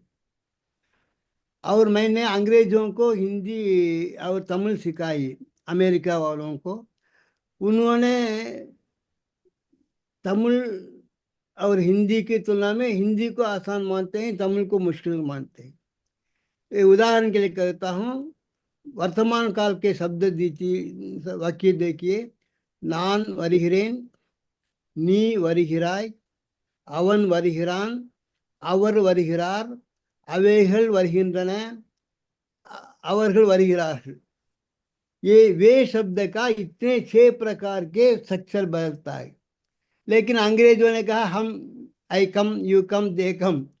ये इतना अंग्रेजी वालों को जितना समझ में आता है उतना भारतीय भाषा सीखने में ये वाक्य कंस्ट्रक्शन जो है, रचना है, जी कंस्ट्रक्शन ऑफ सेंटेंसेस में वे बहुत मुश्किल का अनुभव करते हैं। और ये आजकल यही अंग्रेजी माध्यम के कारण तमिल भाषी भी तमिल सीखने के लिए मुश्किल हो रहा है। I went he went they went. इसका एक मैं जो अभी आपका समझ पाई हूँ कि यही एक फर्क है कि आज मैं क्योंकि यूरोपीय भाषाओं से और अंग्रेजी का यूरोपीय भाषाओं से किस तरीके से एक अलगीकरण जिसे हम कह सकते हैं जो बिल्कुल अलग है, और अभी मैं तमिल का देख रही हूँ, और भैया जी आप भी सहमत होंगे इसमें कि एक शब्द आता है जिसको हम कहते हैं अंग्रेजी का शब्द है, इसको हिंदी में और आप लोग मुझे बताएंगे कि क्या होता है, जिसको कहते हैं हम वर्ब कॉन्जुगेशन। वर्ब कॉन्जुगेशन जो शब्द है, क्रिया के जो प्रत्यय लगते हैं, तो अंग्रेजी भाषा में जो प्रत्यय वर्ब कॉन्जुगेशन जो वर्तमान काल का होता है उसमें केवल तीन तीन ही परिवर्तन होते हैं, जो हमारा जिसको हम कहते हैं जो मूल हमारा है, जो क्रिया मूल है वो मूल क्रिया, धातु हाँ, मूल तो धातु जिसको हम अंग्रेजी में रूट वर्ब कहते हैं या बेसिक कहते हैं, हमारे हिंदी में चल, खा, सो, तो ये हमारे मूल वर्ब मूल भाषा जो हमारी क्रिया है, जब ये इसमें जो प्रत्यय लगते हैं ये यूरोप की सारी भाषाओं में लगते हैं, और हमारे जितने सर्वनाम हैं, हमारे जितने सर्वनाम हैं उन सभी सर्वनाम के साथ में सबका अपना अपना प्रत्यय होता है। अगर हम यूरोप की भाषा में जर्मन को लें, स्पेनिश को लें, फ्रेंच को लें, पोर्चुगीज को लें, इटालियन को लें, तो हर वो एक भाषा अपना प्रत्यय लेती है, और उनके सभी संज्ञा जो है वो बिना, अंग्रेजी में जिसे हम आर्टिकल कहते हैं, उसके बिना कार्य नहीं करते हैं। ये एक जो अलग है अंग्रेजी से। तो यहाँ पे अंग्रेजी का से वर्ब कॉन्जुगेशन सीखना उनके लिए बहुत ही मुश्किल काम होता है, और हमारी भाषाओं में हम क्रियापद में प्रत्यय लगाते हैं, तो हमारा क्रिया पद में प्रत्यय, और वो भी काल के साथ में हमारा क्रिया प्रत्यय लगता है। तो आज मैं समझ पा रही हूँ कि अगर मुझे तमिल सीखना होगा तो वहां पे जो क्रिया, अगर मैं अगर गलत नहीं हूं तो आनंद कृष्णन जी, ये वर्ब कॉन्जुगेशन ही है जो आप बिल्कुल बता रहे सही हैं। देखिए, मैं आऊंगा, जी मैं आता हूँ, जी मैं आया, जी ये तीनों शब्द है। जी मैं आऊंगा माने नान वर्वेन तमिल में। अंत में देखिए, मैं नान वर्वेन, मैं आता हूँ वरिहिरेन, आया वंदेन। लेकिन ये तीनों शब्द सर्वनामों में बदलते हैं। जी लेकिन हिंदी में तुम, मैं, यह, वह, तीनों के लिए भूतकाल में एक ही प्रकार आया। मैं आया, वह आया, यह आया। जी लेकिन तमिल में ऐसा नहीं है। நான் வந்தேன், அவன் வந்தான், அவள் வந்தாள், अवय वंदन, अभी वंदது। अग्रणी के लिए जो जड वस्तु है उसके लिए अभी अभी वंदது। जी मुझे मुझे समझ में आ गया। मैं आपको यहाँ पर एक उदाहरण देती हूँ, जर्मन का मैं एक उदाहरण देती हूँ। जो आपने कहा, जो हमारा मूल है आया, तो हम जर्मन में जो उसके लिए हम क्रिया का प्रयोग करते हैं उसको हम कहते हैं कॉमन। सो कॉमन, और जो हमारे सर्वनाम होते हैं जर्मन के, तो आय को हम इश बोलते हैं, तो उनके लिए जो जो आखिरी प्रत्यय लगता है और ये वर्तमान काल की बात है। तो इश कौमे, दू मीन्स, जो दू है, दू मीन्स तुम, और वो भी जिसको हम कहते हैं तुम, तू, बहुत बहुत जो आपके बहुत करीबी लोग हैं उसको तू कहते हैं, तो उसको हम जर्मन में बुलाते हैं दू। दू के साथ में हम प्रयोग मिलाते हैं कॉम्स्ट, एयर, जी एस, एयर, एयर मीन्स वह हो गया, जी मीन्स शी हो गई, वो जो, वो भी वह है अपनी हिंदी में, और एस जो जिसको हम इंग्लिश में इट कहते हैं, तो यह वह, तो ये भी हो गया। उसके लिए हम कॉम्ट यूज करते हैं, हम, वियर, कॉमन। सो इहर, IHR, इहर, जिसको हम तुम सब, तुम सब के साथ में हम प्रयोग, फिर से कॉम्ट का ये प्रयोग होता है। और साथ में जर्मन में जो तुम बोलने के लिए तीन, एक ही स्पेलिंग होती है, एक ही शब्द होता है, और उसको कहाँ प्रयोग करना है वो सिर्फ और सिर्फ आपका वह जो क्रियापद है वही बता सकता है कि आप वह के लिए कह रहे हैं, या हम सब के लिए कह रहे हैं, या वो सब के लिए कह रहे हैं। तो उसको हम जी बुलाते हैं, और उसके साथ में उसका अंत जो प्रत्यय लगता है वो वापस ईएन लगता है। तो इस तरीके से जब हम कहते हैं मैं आया, मैं मैं आया, तो इश कौमे, तू आया, तू आया, दू कॉम्स्ट, वह आया, तो एयर कॉम्स्ट, एयर कॉम्ड, वह आई। तो ये हो गया वह आई, तो जी कॉम्ड, यह आया, मतलब कोई सामान की बात कर रहे हैं, यह आया। अगर मेरे पास में ये स्पीकर रखा हुआ तो यह आया, तो एस कॉम्ड। फिर हम सब आए, वी आर कॉमन, तुम सब आए, तुम सब अभी वर्तमान काल में है, तो तुम सब आए, तो उसका हो गया इहर कॉमन। और फिर हमारे पास में दो एक ही स्पेलिंग के जी होते हैं, जिसे हम कहते हैं जी और जी, आप और वो, दोनों के साथ में हमारा कॉमन लगता है कि आप आए, वो आए। तो यहां पर सारे के सारे के लिए हम यूरोपियन भाषा में, चाहे वो फ्रेंच हो, चाहे वो स्पेनिश हो, चाहे वो जर्मन हो, ऐसे ही आखिरी के जो शब्द होते हैं, जो आखिरी के एक एक शब्द होते हैं, उसके परिवर्तन से ही उचित अर्थ निकल के आता है।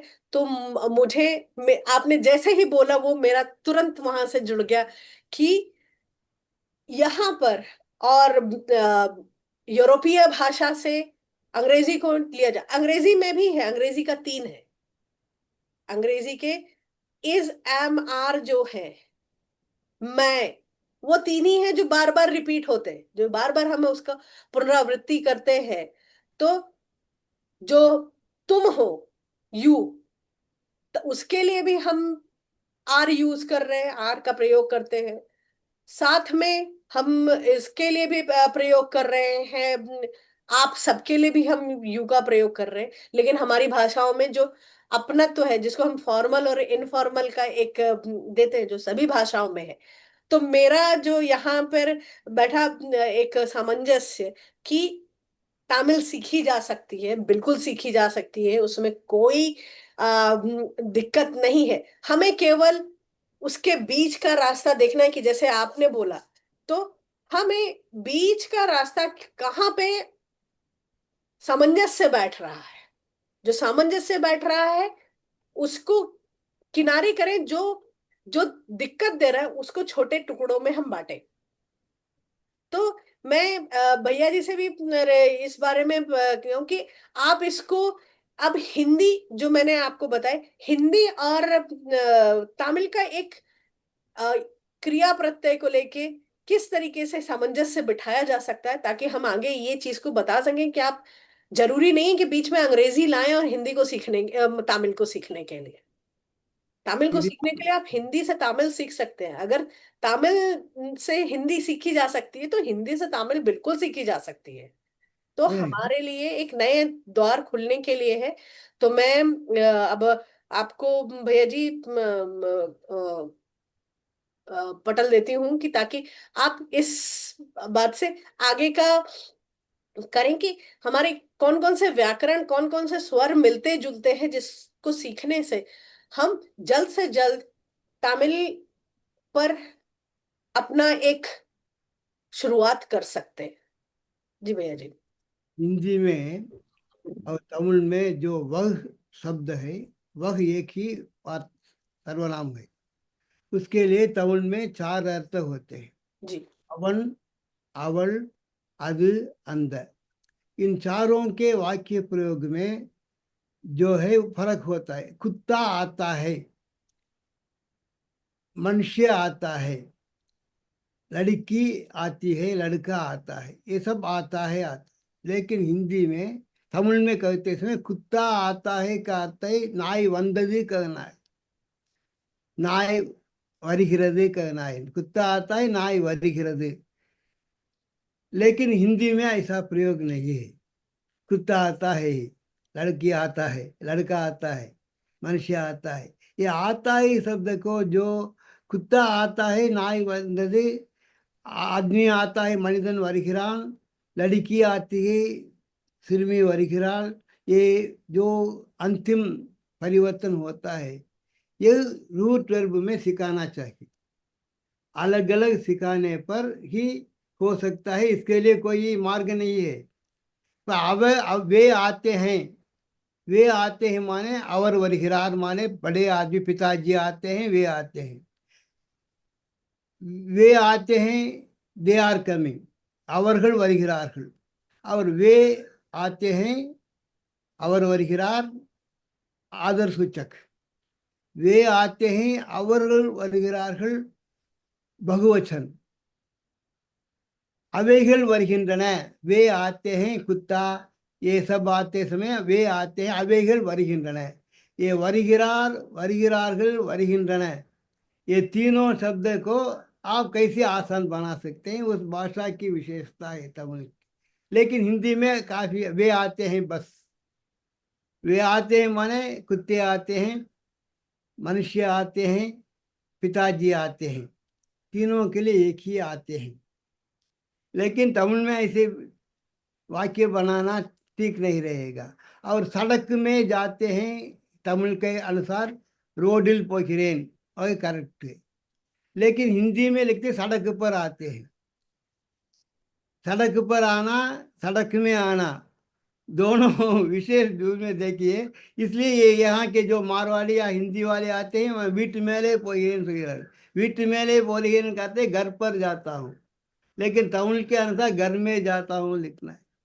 घर में जाता हूँ, घर पर जाता हूँ में कितना फर्क होता है। ये तमिल का एक विशेष प्रभाव है जो हिंदी में सड़क, घर में जाता हूँ, सड़क पर जाता हूँ, ये दोनों के फर्क होता है। इसी प्रकार हर एक बात में कौन आता है, या कौन आता है शब्द जो है यार वर्गिरार माने मनुष्य। यार वर्गिरार कौन आते हैं, यार वर्गिरार आदर सूचक बहुवचन, यार आर वर्गिरार। कौन आता है यार यदि வருகிறது, तब आखिर नहीं जड होता है, जड वस्तु होता है। कुत्ता जानवर के लिए வருகிறது, वंदन, வருகின்றன। इसी प्रकार ये तमिल के जो क्रिया आपने कहा था, क्रिया के जो प्रत्यय लगाते हैं उसमें तमिल में हिंदी से ज्यादा है। जी हम आते हैं, वे आते हैं, ये आते हैं, सब आते हैं। लेकिन तमिल में ऐसी नहीं है, क्योंकि हम நாங்கள் வருகிறோம், நீங்கள் வருகிறீர்கள், அவர்கள் வருகிறார்கள், நாங்கள் வருகிறோம், इतने क्रियात्मक प्रत्ययों के परिवर्तन जो काल के अनुसार होता है उतना हिंदी में नहीं है, अंग्रेजी में बिल्कुल नहीं है। इसीलिए मुश्किल आती है उनको। भारतीय लोग जब अंग्रेजी सीखने लगते हैं वह भारतीय भाषाओं से नफरत करते हैं। इसी कारण हमारे तमिलनाडु में 3,000 तमिल माध्यम स्कूल बंद हो गया है। तमिल के 40,000 लोग तमिल में फेल हो गए हैं +2 में। इसका अर्थ है वे, मैं मेरे पास आते हैं तमिल पढ़ने के लिए, उनके कहता हूँ उनको तमिल अक्षर भी नहीं आ रहा है, मुश्किल से ரொம்ப கஷ்டமா இருக்கு சார், கஷ்டமா இருக்குன்னு சொல்றது हिंदी या संस्कृत पता नहीं, और वे तमिल बोलते हैं कस्टमर के साथ। कस्टमर के साथ ना मुश्किल है। ये कष्ट तमिल में है, हिंदी में है। ये प्रकार ये तमिल भाषी या अंग्रेजी माध्यम जितना बढ़ता है उतना उतना हिंदी के भारतीय भाषाओं के प्रति युवकों के मन में लगाव नहीं रहता है, क्योंकि अंग्रेजी माध्यम के विद्यार्थी 7 पाठ्य समय में एक ही 45 मिनट हिंदी बोलता है, बाकी सब अंग्रेजी बोलता है। अंग्रेजी बोलने पर तमिल बोलने पर उनका जुर्माना अदा करते हैं स्कूल में। ऐसे आज़ादी के बाद ही इतना हुआ है। आज़ादी के पहले जितना हिंदी का, भारतीय भाषाओं का प्रचार हुआ, आज़ादी के बाद भारतीय भाषाओं मैं दिल्ली गया था, वहाँ एक दुकान में बड़ा कर्ड राइस, दही बात दीजिए, ये कोई बोलता है क्या है, बोलता है वहाँ के मालिक ने कहा कर्ड राइस बोलता है। ये कर्ड राइस बोलने कहने पर वो जितना जानता है दही बात नहीं जानता है। लेमन राइस, तमरिन राइस ऐसा ही बोलते हैं। ये चटनी का नाम भी लाल चटनी, सफ़ेद चटनी, नारियल चटनी नहीं बोलना नहीं मालूम है, और सफ़ेद चटनी बोलता है। तकाली चटनी, टमाटर चटनी को टमाटर रेड चटनी बोलता है। इस प्रकार युवकों के मन में इतने भारतीय भाषाओं की बोलना इतना कम हो रहा है आज़ादी के बाद। अभी मैं देखता हूँ 1967 के बाद हर जगह में छोटे छोटे गांवों में भी अंग्रेजी माध्यम स्कूल है। वे मांग करने पर उनको वह कहती है मैं 50,000 रुपये 1,00,000 रुपये खर्च करता हूँ, तो माम बोलते हो, डैडी बोलो, मम्मी बोलो, ऐसा माता पिता ही बोलने का ऐसा एक मनोभाव भारतीय लोगों में आ रहा है। और अंग्रेजी के बिना मैं जितना हो सकता हूँ अंग्रेजी शब्दों का प्रयोग नहीं करता हूँ। जितना मुझे है अंग्रेजी का अज्ञात बोलते हैं उसकी चिंता नहीं करता। विनोबा जी के शिष्यों के साथ में 2 महीने हिंदी से तमिल प्रचार करके हर गांव गांव जाता था। वे इतने अंग्रेजी जानते हैं लेकिन भूलकर भी एक अंग्रेजी शब्द नहीं बोलते। मुझसे हिंदी में कहते हैं, मुझे तमिल में बोलना पड़ेगा। वे तमिल में कहेंगे, मुझे हिंदी में बोलना पड़ेगा। वे सब जानते हैं, वे अंग्रेजी में बोलने पर भी वे जानते हैं। लेकिन विनोबा जी के ये पदयात्रा के जो दल है उनके जैसे आसेत हिमाचल हिंदी की गूंज आजकल नहीं है। अंग्रेजी मिलाकर बोलना है, वही दिस कोलेवरी बोलते हैं तमिल में, उसी को ऑस्कर अवार्ड मिलता है। मैं यहाँ पे भैया जी से ये अनुरोध करना चाहूंगी कि आप, जो क्योंकि समय भी नजदीक है, तो किस तरीके से हिंदी का और भारतीय सिनेमा का प्रभाव और तमिल सिनेमा का प्रभाव हमारे जो पूरे विश्व पे पड़ा हुआ है, उसके बारे में भी हम एक चर्चा करना चाहेंगे। और साथ में जो अभी आपने कहा, तो तमिल और हिंदी के बीच में कैसे सामंजस्य बिठाया जा सकता है, जैसे व्याकरण को लेके, तो और इसकी रुचिता को बढ़ाने के लिए, तो उस पर मैं चाहती हूँ कि भैया जी आप दोनों प्रकाश डालें। जी भैया जी। जी व्याकरण जो है, जी जी जी। अरे आनंद कृष्णन जी, मैं अरे, महेश जी को आमंत्रित करती हूँ, तो इस पे आप दोनों की चर्चा मैं अब एक साथ एक स्क्रीन पे लूंगी। जी भैया जी। आप सवाल ये करेंगे तो उसका जवाब जैसा देने कि का। आदरणीय अनंत कृष्णन जी तमिल भाषा के भी जानकार हैं। जानकार ही नहीं, बहुत व्यापक रूप से वो उसके अध्येता भी हैं। और हिंदी भाषा के भी वो जानकार हैं, विज्ञ हैं, विद्वान हैं। तो जैसा कि जब हम दो किनारे हों, जिन्हें किनारे मान लिए गए हों, मान लीजिए कोई नदी बह रही है विकास की, और उसमें भाषा एक तरफ हिंदी है और एक तरफ हमारी तमिल भाषा है। अब उसमें सेतु का काम जब तक हम नहीं करेंगे, जब तक हम दोनों को के बीच में हम जुड़ाव नहीं करेंगे, दोनों के बीच में एक पुल का निर्माण नहीं करेंगे, सेतु का, तो वो हिंदी हिंदी की जगह रहेगी और तमिल तमिल की जगह रहेगी। अपने अपने किनारे दोनों पकड़े हुए हैं। लेकिन हमको हिंदी से तमिलनाडु की भाषा की ओर जाना है, यानी तमिल भाषा की ओर जाना है, और तमिल को हिंदी को ओर जाना है, तो उसमें एक सेतु का निर्माण करना होगा। सेतु क्या करता है?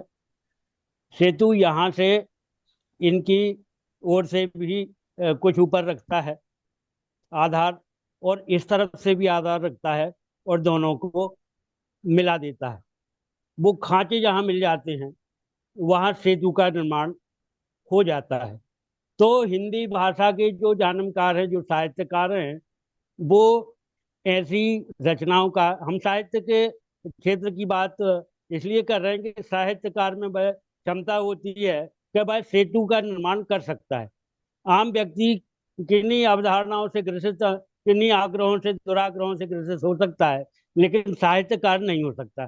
साहित्यकार को पता है कि हमें पुल बनाना है, हमें सामंजस्य स्थापित करना है, तो हम क्या करें? तो हम तमिल की जो रचनाएं हैं और जो हिंदी की रचनाएं हैं, जैसे मैंने पहले प्रश्न उठाया था आपसे कि राम कथा हिंदी में भी लिखी गई और तमिल में भी लिखी गई।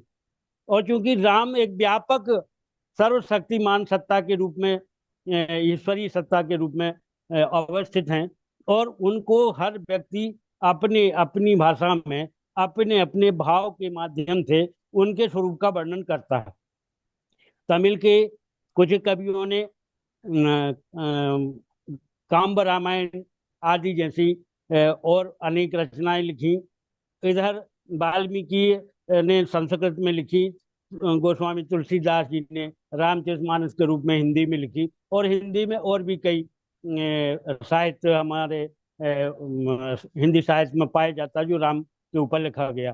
तो हम दोनों को सेतु का निर्माण करना चाहेंगे और ऐसे साहित्यकारों को जोड़ना चाहेंगे जो हिंदी भी जानते हैं और जो तमिल भी जानते हैं, और कुछ तमिल और कुछ हिंदी को मिलाकर हम एक ऐसी रचनाओं का संग्रह या पुस्तक का निर्माण करें जिससे कि क्योंकि देखिए संस्कृत जो है वो दोनों पर प्रभाव करती है।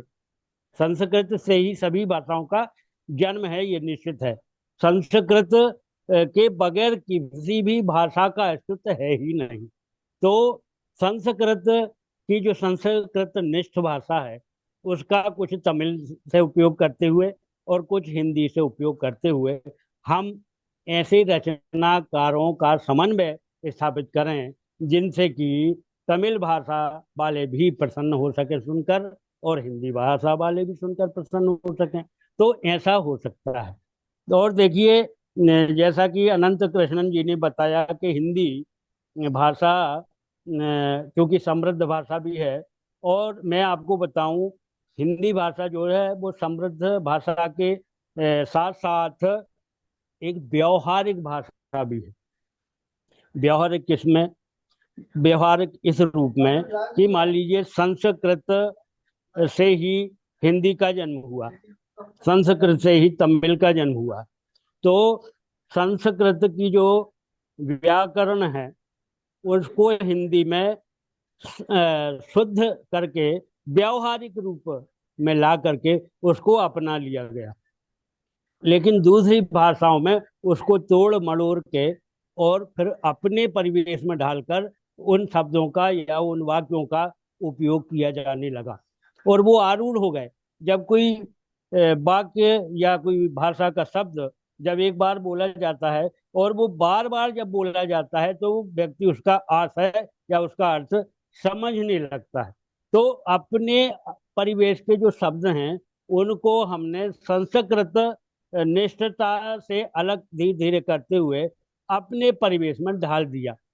कुछ रूप तो संस्कृत का लिया और कुछ रूप अपना मिला दिया।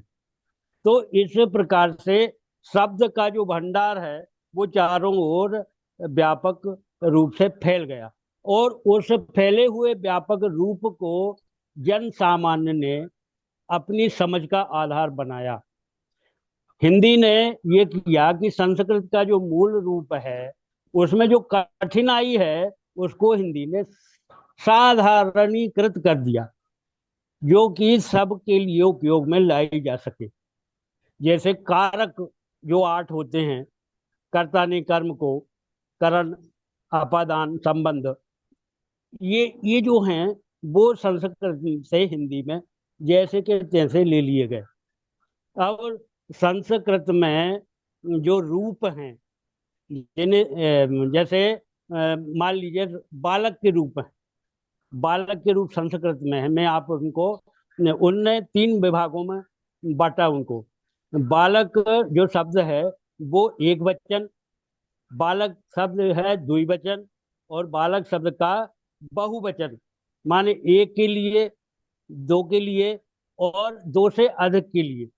जैसे बालक के रूप में आया बालकः बालकौ बालकान, बालकः बालकौ बालकान, बालकेन बालकाभ्याम बालकेभ्यः, बालकाय बालकाभ्याम बालकेभ्यः, बालकात् बालकाभ्याम बालकेभ्यः, बालकस्य बालकयो बालकानां, बालके बालका बालके बालकेषु, हे बालक हे बालकौ हे बालका है। तो ये जो है वो 3 रूपों में, माने प्रत्येक शब्द का, प्रत्येक क्रिया का 3 रूपों में, एक वचन, बहुवचन और एक वचन, द्विवचन और बहुवचन, ये संस्कृत में था। लेकिन हिंदी ने उसका व्यवहारिक रूप कि द्विवचन का कोई अर्थ या कोई ज्यादा उपयोग नहीं होता, लिंग में भी से 3 लिंग है। जो या एक से अधिक हो। जैसे हिंदी में वह और हम या वे, एक से अधिक। एक यदि व्यक्ति है तो वो एक है, और अधिक है तो वो एक के लिए इज और अनेक के लिए आर लगा दिया, या आई बी। तो इस प्रकार से हम उसको अब चूंकि संस्कृत से हिंदी में जो व्याकरण का अवतरण हुआ वो संस्कृत की कठिनाई को थोड़ा सा कम करते हुए व्यवहारिक रूप में वो कहाँ तक उपयोगी हो सकती है और वो किस तरह से हम उसका उपयोग कर सकते हैं। तो इसका उपयोग करते हुए हमारे हिंदी के साहित्यकारों ने इस ओर अपना प्रयास किया और इसी प्रकार से हिंदी में रचनाएं हुई। और तमिल में भी इसी प्रकार से अपनी क्षेत्र में रचनाएं हुई। तो हम तमिल की जो कठिनाइयां हैं उनको सॉल्व करते हुए और हिंदी की जो कठिनाइयां हैं उनको सॉल्व करते हुए तमिल और हिंदी का एक व्यापक समन्वित रूप हम आगे चल के निकालें, जिससे कि हिंदी भाषी तमिल को समझ सके और तमिल भाषी हिंदी को समझ सके। जैसा कि हिंदी में 52 वर्ण है, जो वर्ण हैं वो 52 है, 52। और आपने जैसे बताया कि इसमें 18 हैं तमिल में, तो देखिए आप हिंदी से सरल हुई कि नहीं तमिल। तो हिंदी से तमिल को सीखना सरल है, लेकिन तमिल से हिंदी सीखने के लिए थोड़ा सा प्रयास, थोड़ा शब्द भंडार बढ़ाना पड़ेगा। हर अक्षर का अपना अपना, हर वर्ण का अपना अपना महत्व है। जैसे 52 में आ ई उ ए आई ओ औ आम आह ये स्वर, उसके बाद के व्यंजन, और हर एक व्यंजन का अपना स्थान और अपना उच्चारण स्थान है। जैसे का खा गा घा इंगा, चा छा जा झा या, टा ठा डा ढा णा, ता था धा धा ना, पा फा बा भा मा, या रा ला वा शा शा शा हा क्षत्रज्ञ। ये इसी में पूरी हिंदी समाई हुई है। इसी प्रकार से अब तमिल में तो और अच्छी बात है, उसमें सिर्फ 18 है, तो उसको तो और बहुत जल्दी सीखा जा सकता है। तो तमिल को हम सीख सकते हैं, और हिंदी सीखने के लिए तमिल वाले भी यदि प्रयास करेंगे तो वो सिर्फ 52 अक्षरों को समझने की और उच्चारण की है। और इसमें जो शब्द बोला जाता है, जो बोला जाता है वही लिखा जाता है हिंदी में, इसकी ये विशेषता है। तो जहां हमने बोलना हमको आ गया, तो वो उससे आप लिखना भी सीख सकते हैं, क्योंकि जो बोला जाता है वही लिखा जाता है, और जो लिखा हुआ होता है उसे बोला जाता है। तो ये इसकी हिंदी की सबसे बड़ी विशेषता है कि जो शब्द जिस रूप में उच्चारित हो रहा है, हम यदि का बोल रहे हैं तो का है, यदि हम खा बोल रहे हैं तो खा खा, गा बोल रहे हैं तो गा। अब उतार चढ़ाव है थोड़ा थोड़ा, वायु का जो निष्क्रमण है उसके आधार पर इन वर्णों का उच्चारण स्थान बनाया गया, जो मूर्धन्य तालव्य आदि के रूप में दंतोष्ठ दंत दंतस्थ जिसे कहा गया है जिन वर्णों को। तो इस प्रकार से हिंदी को यदि आप एक बार समझ लेंगे तो तमिल वाले भी उसे आराम से सीख सकते हैं। और जो एक बार सीखने की प्रवृत्ति चालू हुई कि दोनों में सेतु का काम हम साहित्यकार आपस में कर सकते हैं, तो ऐसा वो दिन मैं ये आशा करता हूँ इस पॉडकास्ट के माध्यम से कि एक दिन वो आएगा कि तमिल वाले हिंदी सीख जाएंगे और हिंदी वाले तमिल सीख जाएंगे, एक बात और दोनों का समन्वय स्थापित हो सकेगा। चलिए, कुछ आप बोलना चाहते हैं तो मैं आपको सादर आमंत्रित करता हूँ, आदरणीय अनंत कृष्णन जी। आज भी तमिलनाडु में लाखों लोग हिंदी सीख रहे हैं। तमिलनाडु के सरकार के समर्थन के बिना अपने आप डीएमके वाले एडीएमके वाले सब लोग हिंदी की आवश्यकता जानकर सीख रहे हैं। तमिल में जो स्वर अक्षर में ये और वो है, वह हिंदी में नहीं है। ये यली कहते हैं, यली हिंदी में नहीं कह सकते। वो है, वो नहीं है। ओटहम कहते हैं तमिल में, उसे ओटहम ही तम हिंदी में कह सकते। इसके लिए भी आजकल देवनागरी लिपि में एक छंद सा लिख कर ह्रस्व बनाने का नियम आ गया है। तमिल में र ल ला है, 3 ला है, हिंदी में एक ही ला है। इसके लिए भी आजकल 8 जैसे लिखकर कोड लिखकर बिंदु रखने पर रा प्रारंभ करते हैं। अवल के लिए 8 लिखकर साधारण बिंदु ना रखने में अवल कहते हैं। अवल के लिए अवल माने श्री, अवल माने कृष्ण परमात्मा ने कहा है ना, वह क्या चौड़ा चूड़ा वा चौड़ा, हाँ, उसको अवल कहते हैं। अवल अवल। इसी प्रकार रा रा रा का जो उच्चारण है वह हिंदी में नहीं है।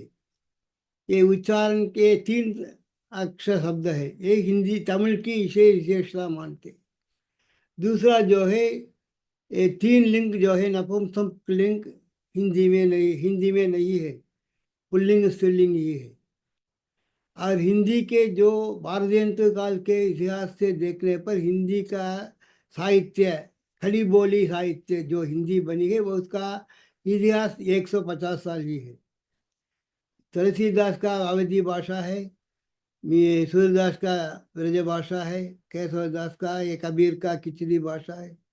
इस प्रकार हिंदी का विकास जो है दिव्य विकास है। एक हिंदी चित्रपट के द्वारा उर्दू शब्दों का बहुचार हो रहा है। उर्दू चित्रपट जो देखकर हिंदी सीखते हैं, शुक्रिया बोलते हैं, धन्यवाद नहीं बोलते हैं, हमला बोलते हैं, आक्रमण नहीं बोलते हैं। कई शब्द जो है मोहब्बत, इश्क, भक्त, ये सब चित्रपट के प्रभाव से उर्दू मिश्रित हिंदी जनता में आसानी से फैल रहा। ये चित्रपट साहित्य है। और तमिल के जो साहित्य विद्वान है सब के आधार संस्कृत का कथानक संस्कृत भाषा के होने से, इसलिए ये साहित्य के प्रभाव से एकता लाना बहुत आसान है। और बिहार और उड़ीसा से हजारों लोग यहाँ नौकरी के लिए आते हैं, वे तमिल ही बोलते हैं, हिंदी नहीं बोलते। मुझे बड़ा आश्चर्य हो रहा है, इतने हजारों लोग मजदूर लोग आते हैं, मैं हिंदी बोलने मेरे हिंदी बोलने पर भी वे तमिल में ही उत्तर देते हैं, क्योंकि हम तमिल सीख कर आए हैं। ये तमिल का प्रभाव जो है, तमिलनाडु में जो आते हैं, हम तेलुगु वाले जो यहाँ बैठ गए हैं, हम तेलुगु नहीं सीखी। मारवाड़ी लोग आते हैं, बड़े बड़े तमिल विद्वान है साहुकारपेट में जाने पर जो जैन लोग हैं, ये कृष्णचंद चोरडिया एक तमिल जैन के बहुत बड़ा लीडर है, वे सब तमिल के डॉक्टरेट हैं। तमिल में इतना बोलते हैं, वे तमिल वाले भी नहीं बोलते। इस प्रकार तमिल और हिंदी सीखने में कोई जनता में कोई बाधा नहीं है, आसान ही है, सरल भाषा है तमिल भी हिंदी भी। लेकिन राजनीतिक लोग के कारण ही को जरा बाधा है, वह भी धीरे धीरे मिट जाएगा। क्योंकि यहाँ सब लोग अब यातायात की सुविधा के कारण उत्तर जाते हैं, व्रत आते हैं, वे हिंदी के महत्व को जानते हैं, इसलिए इसकी चिंता नहीं है। हमें यही चिंता है, हिंदी के स्थायी प्रचारक जीविकोपार्जन से जीने के लिए यहाँ सुविधा नहीं है। अपने आप लोग जनता लोग पैसे देकर हिंदी सीखते हैं। मैं तो जब हिंदी का प्रचार किया बिल्कुल मुफ्त में प्रचार कर रहा था 10 साल तक। ऐसे प्रचारक हजारों लोग घर घर जाकर हिंदी के गांधी जी के अनुयायी बनकर गांधी जी के उद्देश्य को पूर्ण करने के लिए द्वार द्वार पर जाकर हरिकन लाइट ले जाकर हिंदी सिखाते थे। लेकिन आजकल ऐसे हिंदी प्रचारक नहीं रहते, क्योंकि आजकल धन प्रदान ही जीवन बन गया है। एक डॉक्टर के पास में 5 रुपये देने पर हिंदी अध्यापक आ गए तो मुफ्त में करते थे। आजकल 3 बार जाने पर तीनों बार 500 रुपये देना पड़ता है। इसलिए मनोभाव बदल गया है। इसलिए हिंदी के प्रचार में जितना हम खर्च करेंगे, उससे जो अमीर लोग हैं वे अपने दिल सही दिल से अपनी मातृभाषा तमिल भी मर जाएगी, तो तमिल के विकास के लिए तमिल के बड़े बड़े अमीर लोग खर्च करना चाहिए। अंग्रेजी को जितना खर्च करते हैं, अंग्रेजी स्कूल में कितना बढ़ावा देते हैं, उतना तमिलनाडु भारतीय भाषाओं के माध्यम स्कूल को अपने विद्यार्थी कर मैं तमिल मीडियम सर वो कहते समय ही उसमें एक इन्फीरियरिटी कॉम्प्लेक्स हो जाता है। हिंदी माध्यम कहने पर इन्फीरियरिटी कॉम्प्लेक्स हो जाता है। इस मनोभाव को बदलने पर भारतीय भाषाएं पनपेगी, नहीं तो ये अंग्रेजी ही बड़ा है, अंग्रेजी ही जीविकोपार्जन, अंग्रेजी ही साइंस है, अंग्रेजी में ही तकनीकी है। ये 75 साल आज़ादी के साल में ऐसी मनोभावना घर घर में गांव गांव में हो गई है। इस मनोभाव को बदलने के लिए क्या करना है, इसी ही सोचना है हमें। हिंदी तमिल भाषा सीखने में कोई किसी मजबूरी नहीं, कठिनाई नहीं है। आर्थिक कठिनाई की और मनोभाव को बदलने की कोशिश में हमें लगना है, तभी भारतीय भाषाएं पनपेगी। हर कोई जानता है, मेरा बेटा है तो MA MPhil हिंदी है, लेकिन उनकी जीवनी अंग्रेजी में चलता है। मेरे बेटी MA हिंदी है, लेकिन उनकी जीवन अंग्रेजी में चलता है, अंग्रेजी माध्यम इंटरनेशनल अमेरिकन स्कूल में काम करती है। मेरा बेटा अमेरिका में काम करता है।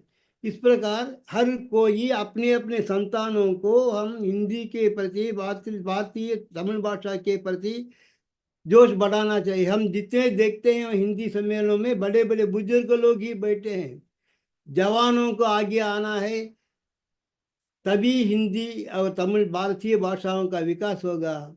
हमारे व्यर्थ भाषण से कुछ नहीं होगा। इसके लिए हर तकनीकी विषय को उच्च शिक्षा जो है वह भारतीय भाषाओं में होनी चाहिए। लेकिन 75 साल आज़ादी के बाद ये कितना संभव है, इस पर ही हमें विचार करना है, तभी हिंदी भारतीय भाषाओं का विकास होगा। लेकिन हम जैसे लोग जो इतनी साहित्य को बोलते हैं, बुरा जो देखने में गया बुरा न मिलिया कोई, जो दिल को झा अपना मुझसे बुरा न कोई, माई बौरी डूबंडरी रही किनारे बैठ, इस प्रकार हम अच्छी तरह साहित्य जो है इसे कोई युवकों को ये उदाहरण करना चाहिए, लेकिन युवक अंग्रेजी का ही उदाहरण लेते हैं। बड़े बड़े लोग भी अंग्रेजी का परिभाषा देकर ही उनको प्रेरणा देते हैं। हिंदी भारतीय भाषा व संस्कृत को देकर विद्या विनयम ददाति, विनयम विद्या ददाति कहते हैं, ये सब अब कम हो गए हैं। और आचार्य गुरु गुरु जो है वह वेतनभोगी पेशेदार बन गया है। इस विचार से लोग जाते हैं तो अध्यापक का कौन बताए, अध्यापक को कुछ नहीं करना चाहिए, चुप सिखाना चाहिए बस। सरकारी स्कूलों में कुछ बड़ा चढ़कर बोलने पर उनकी नौकरी चली जाए। वो बोलता है विद्यार्थी, अगर मुझे कुछ कहे गए तो तुम पर रिपोर्ट कर दूंगा। अध्यापक डरता है। एक जमाने में विद्यार्थी डरता था, आजकल अध्यापक डरकर सिखा रहे हैं। इस वातावरण को बिल्कुल बदलने पर ही भारतीय भाषाओं का युवकों के मन में स्थान देना है। हमारे जैसे बुजुर्ग लोगों के मन में स्थान रखने से साहित्य के तौर पर खर्च ही ज्यादा होता है। हिंदी के लिए कितना खर्च हुआ आजादी के बाद, उसके अनुकूल विकास नहीं हुआ। हिंदी अधिकारी है तो चुप वाचन लेते बस। हिंदी का विकास क्या हुआ, हिंदी का जो ड्राफ्ट लिखते हैं तुरंत तमिलनाडु से कहते हैं हिंदी का विरोध, अंग्रेज हिंदी का हम विरोध करेंगे, हम दुनाली बंदूक है। द्रमुक पार्टी अन्ना द्रमुक पार्टी, जयललिता और करुणानिधि दोनों दुनाली बंदूक कहते हैं। हिंदी कहते ही दुनाली बंदूक बनते हैं। ऐसा विचार यहाँ भारत तमिलनाडु में, मैं तमिलनाडु के बारे में बोल रहा हूँ, जो विचार मनोभावना है उन सबको बना। लेकिन लोगों के मन में सचमुच में सत्य बात करता हूँ, हिंदी के प्रति प्रेम है, तमिल के प्रति प्रेम है, लेकिन उनके लिए जीविकोपार्जन के एम.कॉम तमिल मीडियम पढ़कर नौकरी नहीं मिल रहा है, एम.कॉम अंग्रेजी मीडियम पढ़ने पर नौकरी मिल रही है। ऐसी परिस्थिति को बदलने पर ही भारतीय भाषाओं का विकास होगा। लेकिन भारतीय भाषाओं का करोड़ों रुपये का खर्च जो है, हिंदी के लिए कितना खर्च हो रहा है, उतना विकास होना चाहिए। 75 साल में आपको मालूम है हिंदी के लिए सरकार कितने करोड़ खर्च कर रही है, उतना विकास हुआ है कि नहीं, सोचने पर मेरे विचार में विकास नहीं हुआ है। क्योंकि हर कोई फॉरवर्डर रिकमेंडर को जितना आसान लगता है, आपके लिए इसको हम फॉरवर्डर क्या कहते हैं, आपके विचाराधीन भेज रहे हैं। ऐसा कितने लोग ड्राफ्ट लिखते हैं, फॉरवर्डर FW लिखने पर, सिग्नेचर होने पर फॉरवर्डर रिकमेंडेड, लेकिन सिफारिश किया जाता है कि आपके का हो गया। ऐसा लिखने का अधिकारी के मन में विचार होने के लिए आजकल 75 साल में ऐसा कोई संभावना नहीं हुई है। अपने अपने संतानों को जो हिंदी माध्यम से तकनीकी भेजने पर नौकरी मिलने की संभावना सरकार को अभी कितने साल कोई बाद हो सकता है कि नहीं, मैं बहुत सोचित हूँ। मैं खुल्लम खुल्ला बोलता हूँ, वही छिपा कर नहीं बोलता हूँ। हिंदी का विकास करना है तो हिंदी साहित्य तमिल साहित्य के विकास के से ज़्यादा हर उच्च शिक्षा को तमिल माध्यम में, हिंदी माध्यम में सीखकर नौकरी मिलनी चाहिए। जी, बहुत किसी से सही तो बात कहा, है कि मुझे अस्पताल में जाने के लिए 10 लाख खर्च हुए थे अंग्रेजों के कारण, अंग्रेजी के कारण, हिंदी के कारण नहीं। ऐसे वातावरण में मेरा बेटा कैसे हिंदी सीखेगा, मेरे पोता कैसे हिंदी सीखेगा। इसलिए सभी भारतीय नौकरी, तकनीकी शिक्षा, उच्च शिक्षा सब आज़ादी के 75 साल में अंग्रेजी माध्यम से ही हो गया है। उसे परिवर्तन करने के लिए कोई तमिल माध्यम में सीखने के लिए तमिलनाडु सरकार ने हर महीने स्कॉलरशिप दिया, छात्रावास दिया, फिर भी तमिल माध्यम पढ़ने के लिए कोई तैयार नहीं है। इसलिए साहित्य की एकता अलग है। साहित्य एक अनुशासन देने वाला है, मनुष्य को शांति प्रदान करने वाला है, मनुष्य जीवन में सुधार लाने वाला है। लेकिन ऐसे साहित्य सुनने के लिए कितने युवक तैयार हो जाते, युवक तैयार हैं। और कोई साधु संत की बातें सुनने के लिए कितने लोग तैयार होते हैं, हमारे साहित्य सुनने के लिए कितने लोग तैयार होते हैं। वे तीर्थ यात्रा जैसे जाते हैं तो वो जाते समय ही भगवान का नाम नहीं लेते हैं। कहाँ लॉज लगेगा, किस प्रकार की लॉज में सुविधा मिलेगी, कैसे कहाँ खाना मिलेगा, यही बातें करते हैं। हम जब बच्चा था, जब हम ट्रेन में जाते थे, हरो हरा गोविंदा गोविंदा कह कर जाएंगे, शिव शिवा हरा हरा महादेवा। लेकिन आजकल होटल की बातें, टेक्निक की बातें, रहने की सुविधा की बातें, भोजनालय की बातें, यही कर रहे हैं। भगवान की भक्ति ये एक दिखावा है या आंतर मन से है, पता नहीं हो रहा है। इस प्रकार के समूल परिवर्तन लाने के लिए मैं कोशिश कर रहा हूँ, लिख रहा हूँ, इतना ही मैं कर सकता हूँ। लेकिन ये सरकार की ओर से, केंद्र सरकार, भारतीय सरकार और अमीर लोग इस पर ध्यान देकर हिंदी माध्यम, तमिल माध्यम के तकनीकी उच्च शिक्षा के माध्यम लाने से ही भारतीय भाषाओं का विकास होगा। लेकिन हजारों भाषाएं अब जब नहीं है, उसी प्रकार ये भाषाएं भी ये जीविकोपार्जन के उद्देश्य से लेकर, शिक्षा का पहला उद्देश्य जीविकोपार्जन है, नहीं तो कौन सीखेगा शिक्षा।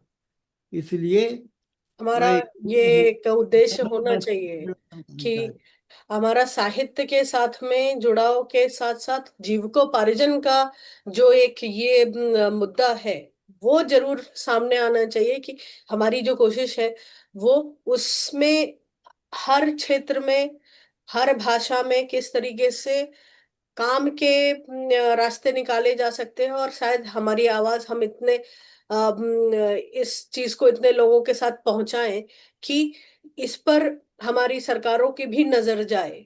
ये एक बड़ा कार्य है, इतना आसान नहीं है, लेकिन एक अगर हम एक सोच रखेंगे तो हम आगे बढ़ा सकते हैं इन सारी चीजों को। जीविकोपार्जन होना बहुत जरूरी है और इसी से उत्साह बढ़ता है। अगर नहीं होगा तो हमारी कोशिश है कि अब भाषाओं को मरने ना दिया जाए। और साथ में जिस तरीके से सिनेमा ने सबको जोड़ा हुआ है, इस इन जो विषय है इस पे हम फिर से एक बार मिलेंगे और फिर चर्चा करेंगे, क्योंकि समय भी बहुत हो रहा है। और एक ही बात मैं कहना जी जी। चाहूँ, तमिल के जो साहित्य की एकता के लिए उदाहरण है, तमिल के जो पंच महाकाव्य है, पंच महा लघु काव्य है, जितना प्रसिद्ध है उनका शीर्षक मात्र में पढ़ देता हूँ। शिलपदिकारम, मणिमेखले, कुंडलकेशी, वलयापति, जीवक चिंतामणि, ये पांचों वाक्य संस्कृत के हैं या पाली के हैं किसी का नहीं है, लेकिन भारत भर में सब लोग जानते हैं। लेकिन तमिल के महाकाव्य क्या नाम है। छोटे महाकाव्य देखिए, लाग कुमार काव्य, यशोधरा काव्य, नीलकेशी, चूड़ामणि, इस प्रकार ये लघु काव्य महाकाव्य के शीर्षक से ही भारतीय साहित्य की मूलभूत एकता, भाषा की, संस्कृति की एकता का पता चलेगा, जो इसको अब तमिलनाडु के लोग छिपा रहे हैं। इस महाकाव्यों का नाम ही नहीं लेते हैं। इस प्रकार वो आधार को जो गुप्त रूप में पर्दा डाला है, उनको पर्दा निकाल कर सामने बाहर लाना होगा। और हम्म, आज की हमारी जो बातचीत है उससे ये हमें काफी कुछ जानकारी प्राप्त हुई है, बहुत कुछ हमें जानने को मिला है कि क्या क्या कहाँ पर हमारे साथ में एक पुल बांधा जा सकता है आगे के कार्यक्रमों के लिए भी, और भी चर्चाएं की जा सकती हैं। तो आज के कार्यक्रम का जो एक हमारा उद्देश्य था कि अभी तो शुरुआत है, बहुत छोटी सी शुरुआत है। मैं यहीं पे भैया जी से भी उनके शब्द सुनना चाहूंगी और साथ में हम इसको समाप्त करेंगे। और आ, आगे भी हम कई विषयों को लेके बातचीत करेंगे, क्योंकि ये एक हमारी दक्षिण भारत को लेके एक हमारी एक सीरीज है। तो इस सीरीज को लेके हम और लोगों से जुड़ेंगे और साथ में फिर एक एक सीरीज में हम सभी के साथ में बैठेंगे और हम जानना चाहेंगे कि हम अपनी तरफ से क्या शुरुआत कर सकते हैं इन सारी चीजों को लेके। आज कई अभी तक तो हम लोग जानते थे कि अनभिज्ञ थे, तो कहाँ पर हमारा एक ही कोशिश कि हमें एक सेतु बनाना है। अब सेतु के जब सेतु पे दोनों लोग मिलेंगे तो आगे की सामंजस्यता पे भी बातचीत हो सकती है। तो भैया जी मैं आपके शब्द सुनना चाहूंगी इस पे, और कि और फिर उसके बाद में हम आगे की जो कार्यक्रमों की नीति है, तो दक्षिण भारत के लिए मैं ऐसे ही 4 से 5 एक समिति गठन हम कर सकते हैं, जो दक्षिण भारत पर इस चीजों पे मनन मंथन करें और हम इस पे एक कार्य कर सकें। जी भैया जी। अगले ही रामेश्वरम और काशी भारतीय एकता का प्रतीक है। जी प्रकार भक्ति का क्षेत्र जो है भारतीय को, प्रेमचंद जी की कहानी अमेरिका में था, जी 90 साल के बाद स्वागत आया था गंगा के किनारे के जो गायत्री मंत्र से, तो ही मुझे पता लगा कि भारत है, नहीं तो सब जगह अंग्रेजी बोल रहे हैं। किसी एक प्रेमचंद की एक कहानी है। ये साहित्य की एकता, धार्मिक एकता जो है उसको रखकर भारतीय एकता को मजबूत बना सकते हैं, जी और हिंदी बिल्कुल। भाषा के विकास के लिए जीविकोपार्जन को प्रधानता देने की कोशिश में सरकार और जनता लगनी चाहिए। हम यही कोशिश में हैं कि दक्षिण भारत से हमें आप जैसे प्रतिनिधि लोग मिले तो शायद हम एक दूसरे से प्रत्यक्ष रूप में भी मिलना हमारा संभव हो। जिस प्रकार से अभी भैया जी एक कार्यक्रम वहां पर रख रहे हैं, वहां पे हम एमपी के अधिक से अधिक लोगों के साथ में इस बात पे भी चर्चा होगी कि एमपी है, गुजरात है, बंगाल है, दक्षिण भारत है। तो इस तरीके से जब आवाजें उठेंगी तो कहीं ना कहीं जो आज मैं सुन रही हूँ, हमारे साथ में एक डॉक्टर प्रचेतन है वो सुन रहे हैं, तो ऐसे और भी बहुत ढेर सारे युवा लेखक और साहित्यकार हैं जिनमें जिनके अंदर आज भी आग बाकी है। तो हमें उन तक आवाज पहुंचाने के लिए शुरुआत करनी है, ये एक शुरुआत है। तो अभी अब इसका अंत कहीं नहीं होगा, सालों साल तक ये चलता ही रहेगा, भले चेहरे बदलते रहे, लेकिन ये एक, मैं जब तक हूं, आप लोगों का आशीर्वाद जब तक है तब तक ये एक चलता रहेगा, और मुझे जहां पे जाके जिससे मिलना पड़े मैं मिलूंगी। मैं अपनी कोशिश करूंगी, मैं आप लोगों से भी आके मिलूंगी। वो मेरा एक ये एक प्रण है। तो इसको लेके हम आगे भी आपसे भी निवेदन रहेगा कि दक्षिण भारत के जितने भी हिंदी, क्योंकि हिंदी अब हम समझ पाए हैं इतने समय कार्यक्रम करने के बाद में कि हिंदी एक संचार भाषा के रूप में हम दोनों को, हम सबको जोड़ती आ रही है इतने कार्यक्रमों में। अब हम आगे लोगों को जोड़ते हैं। तमिलनाडु में हिंदी के प्रति, तमिल के प्रति लगाव रखने वाले सैकड़ों लेखक हैं। आपको पता लगना चाहिए कि ये ये लेखक तमिल के प्रति, हिंदी के प्रति जितना प्रेम रखते हैं। बस आप ये इस खुद की हार में मेहनत ही मोती है। हमें नंबर देते जाइए, हम उनको पटल पर लाते जाएंगे, हम उनको जोड़ते जाएंगे, और उन वो जो सम्मान के अधिकारी हैं, हमारी कोशिश वो रहेगी। और हर क्षेत्र से हमें यही कार्य करना है कि जितने भी युवा, वही बता पाएंगे कि वहां पर अंदर युवा कौन युवा है जो इन सब कार्यों को कर रहा है, वही हमें उस प्रतिनिधि की तलाश है। तो उस प्रतिनिधि तक पहुंचने के लिए हमें गड्ढा तो खोदना ही पड़ेगा, बिना गड्ढा खोदे तो अरे जवाहरात मिलने वाले नहीं है। तो ये हमारी कोशिश है। तो आज की जो हमारा ये प्रयत्न था ये बहुत सफल रहा है।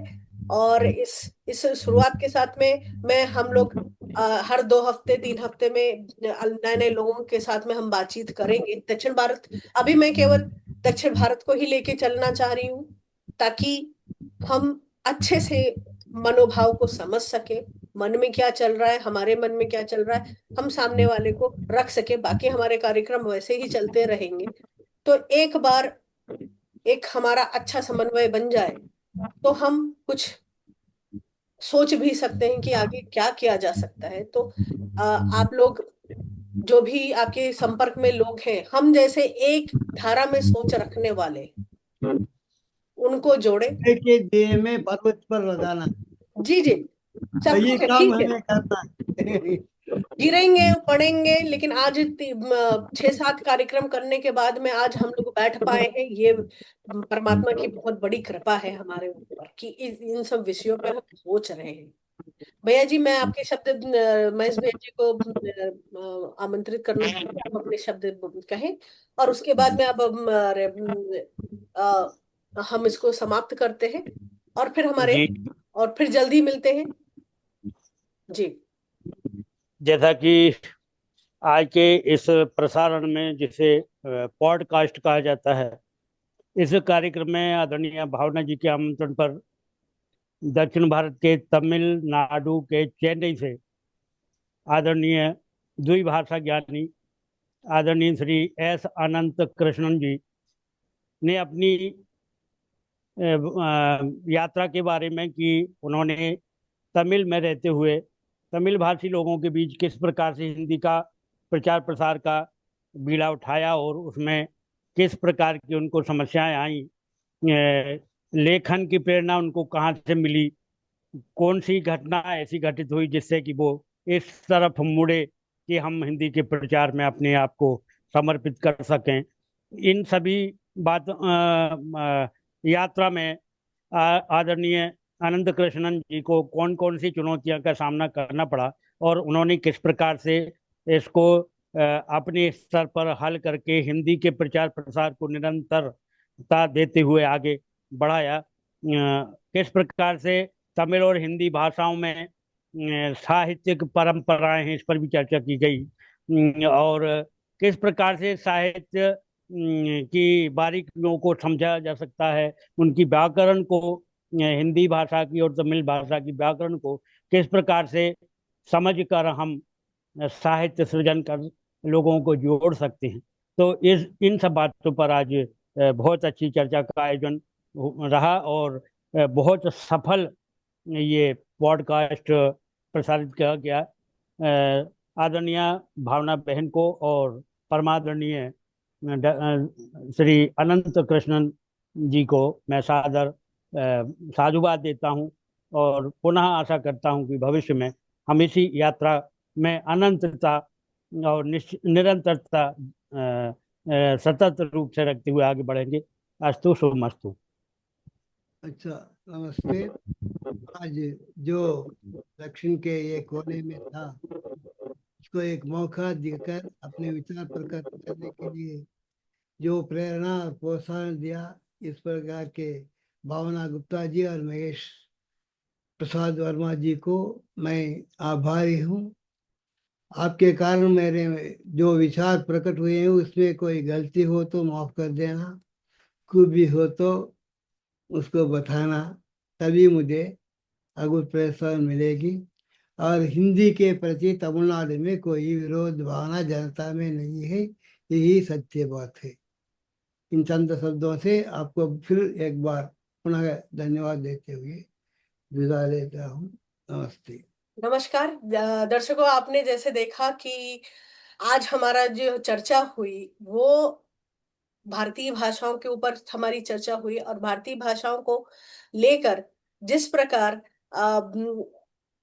हमारे आनंद कृष्णन जी तमिलनाडु से और मध्य प्रदेश से जो हमारे साथ में आदरणीय महेश प्रसाद शर्मा जी, तो हम सभी की एक कोशिश है कि भारतीय भाषाओं और साथ में सामंजस्य के लिए हिंदी एक बहुक्षेत्र में बहुभाषित भाषा होने के कारण एक सामंजस्य भाषा के रूप में सबको जोड़ने का कार्य कर रही है। पिछले कुछ महीनों से हिंदी ने हम सभी को जोड़ा है दक्षिण भारत से। मैं आपकी भावना गुप्ता महेंद्र, जो उत्तर प्रदेश से संबंध रखती हूँ, पुणे में आकर बसी, जहां पर मुझे महाराष्ट्र का प्रेम मिला, महाराष्ट्रियन भाषा का प्रेम मिला, उसी तरीके से हिंदी भाषा का प्रेम मिला और हिंदी भाषा और महाराष्ट्रियन भाषा और अलग अलग परिवेश के लोगों के साथ में जुड़कर अनेक भाषाओं का प्रभाव जो मुझे सीखने को मिला, तो इन्हीं कार्यक्रमों के सामंजस्य से आज तमिल के बारे में और दक्षिण भारतीय भाषाओं के और उनके साहित्य के बारे में जिस प्रकार हमारे जो अतिथि आनंद कृष्णन जी ने प्रकाश डाला, और हमारे आदरणीय महेश प्रसाद शर्मा जी ने उस का और हिंदी का समन्वयन पे वार्ता की। तो इस प्रकार हम और भी अभी दक्षिण भारतीय साहित्यकारों के साथ में जुड़ेंगे और हर प्रांत के जो साहित्य है और हर प्रांत का हिंदी के साथ में समन्वयन कैसे हो सकता है, साथ में हमारे युवक साहित्यकार, लेखक, विद्यालय सभी को हम किस तरीके से जोड़ सकते हैं, क्योंकि हम अब यहाँ पर हिंदी महाराष्ट्र राष्ट्रभाषा प्रचार समिति के साथ में भी हिंदी के लिए काम कर रहे हैं, अनेक संस्थाएं हमारे साथ में काम कर रही हैं। तो उन संस्थाओं के साथ में हर प्रांत में भी जो संस्थाएं हैं उनके साथ में भी जुड़ के जो जीविकोपार्जन है, जो कमाई के साधन है, उस पर भी हमारा एक नजर रहेगी। और हमारा यही उद्देश्य है कि हम ज्यादा से ज्यादा लोगों को जोड़कर जीविकोपार्जन के लिए, उनके व्यवसाय के लिए, बिजनेस के लिए, जिसको हम शब्द में बोलते हैं, जो है अंग्रेजी है हमारे साथ में, पर उसके साथ साथ हमारी भारतीय भाषाओं को भी हमारे जो युवक हैं या हमारे जो वरिष्ठ हैं उनके साथ में किस तरीके से जोड़ा जा सकता है और ज्यादा से ज्यादा व्यवसाय के आयाम निकाले जा सकते हैं और वापस एक विचार में परिवर्तन लाने की कोशिश के साथ में हम फिर से दोबारा मिलेंगे और जुड़ेंगे आपसे। तो आज के लिए बहुत बहुत नमस्कार और लाइक, फॉलो, सब्सक्राइब, शेयर करना ना भूलें और बेल बटन लगाना मत भूले ताकि हमारे नए अपडेट्स आपको मिलते रहे। सभी को नमस्कार, शुभ दिन।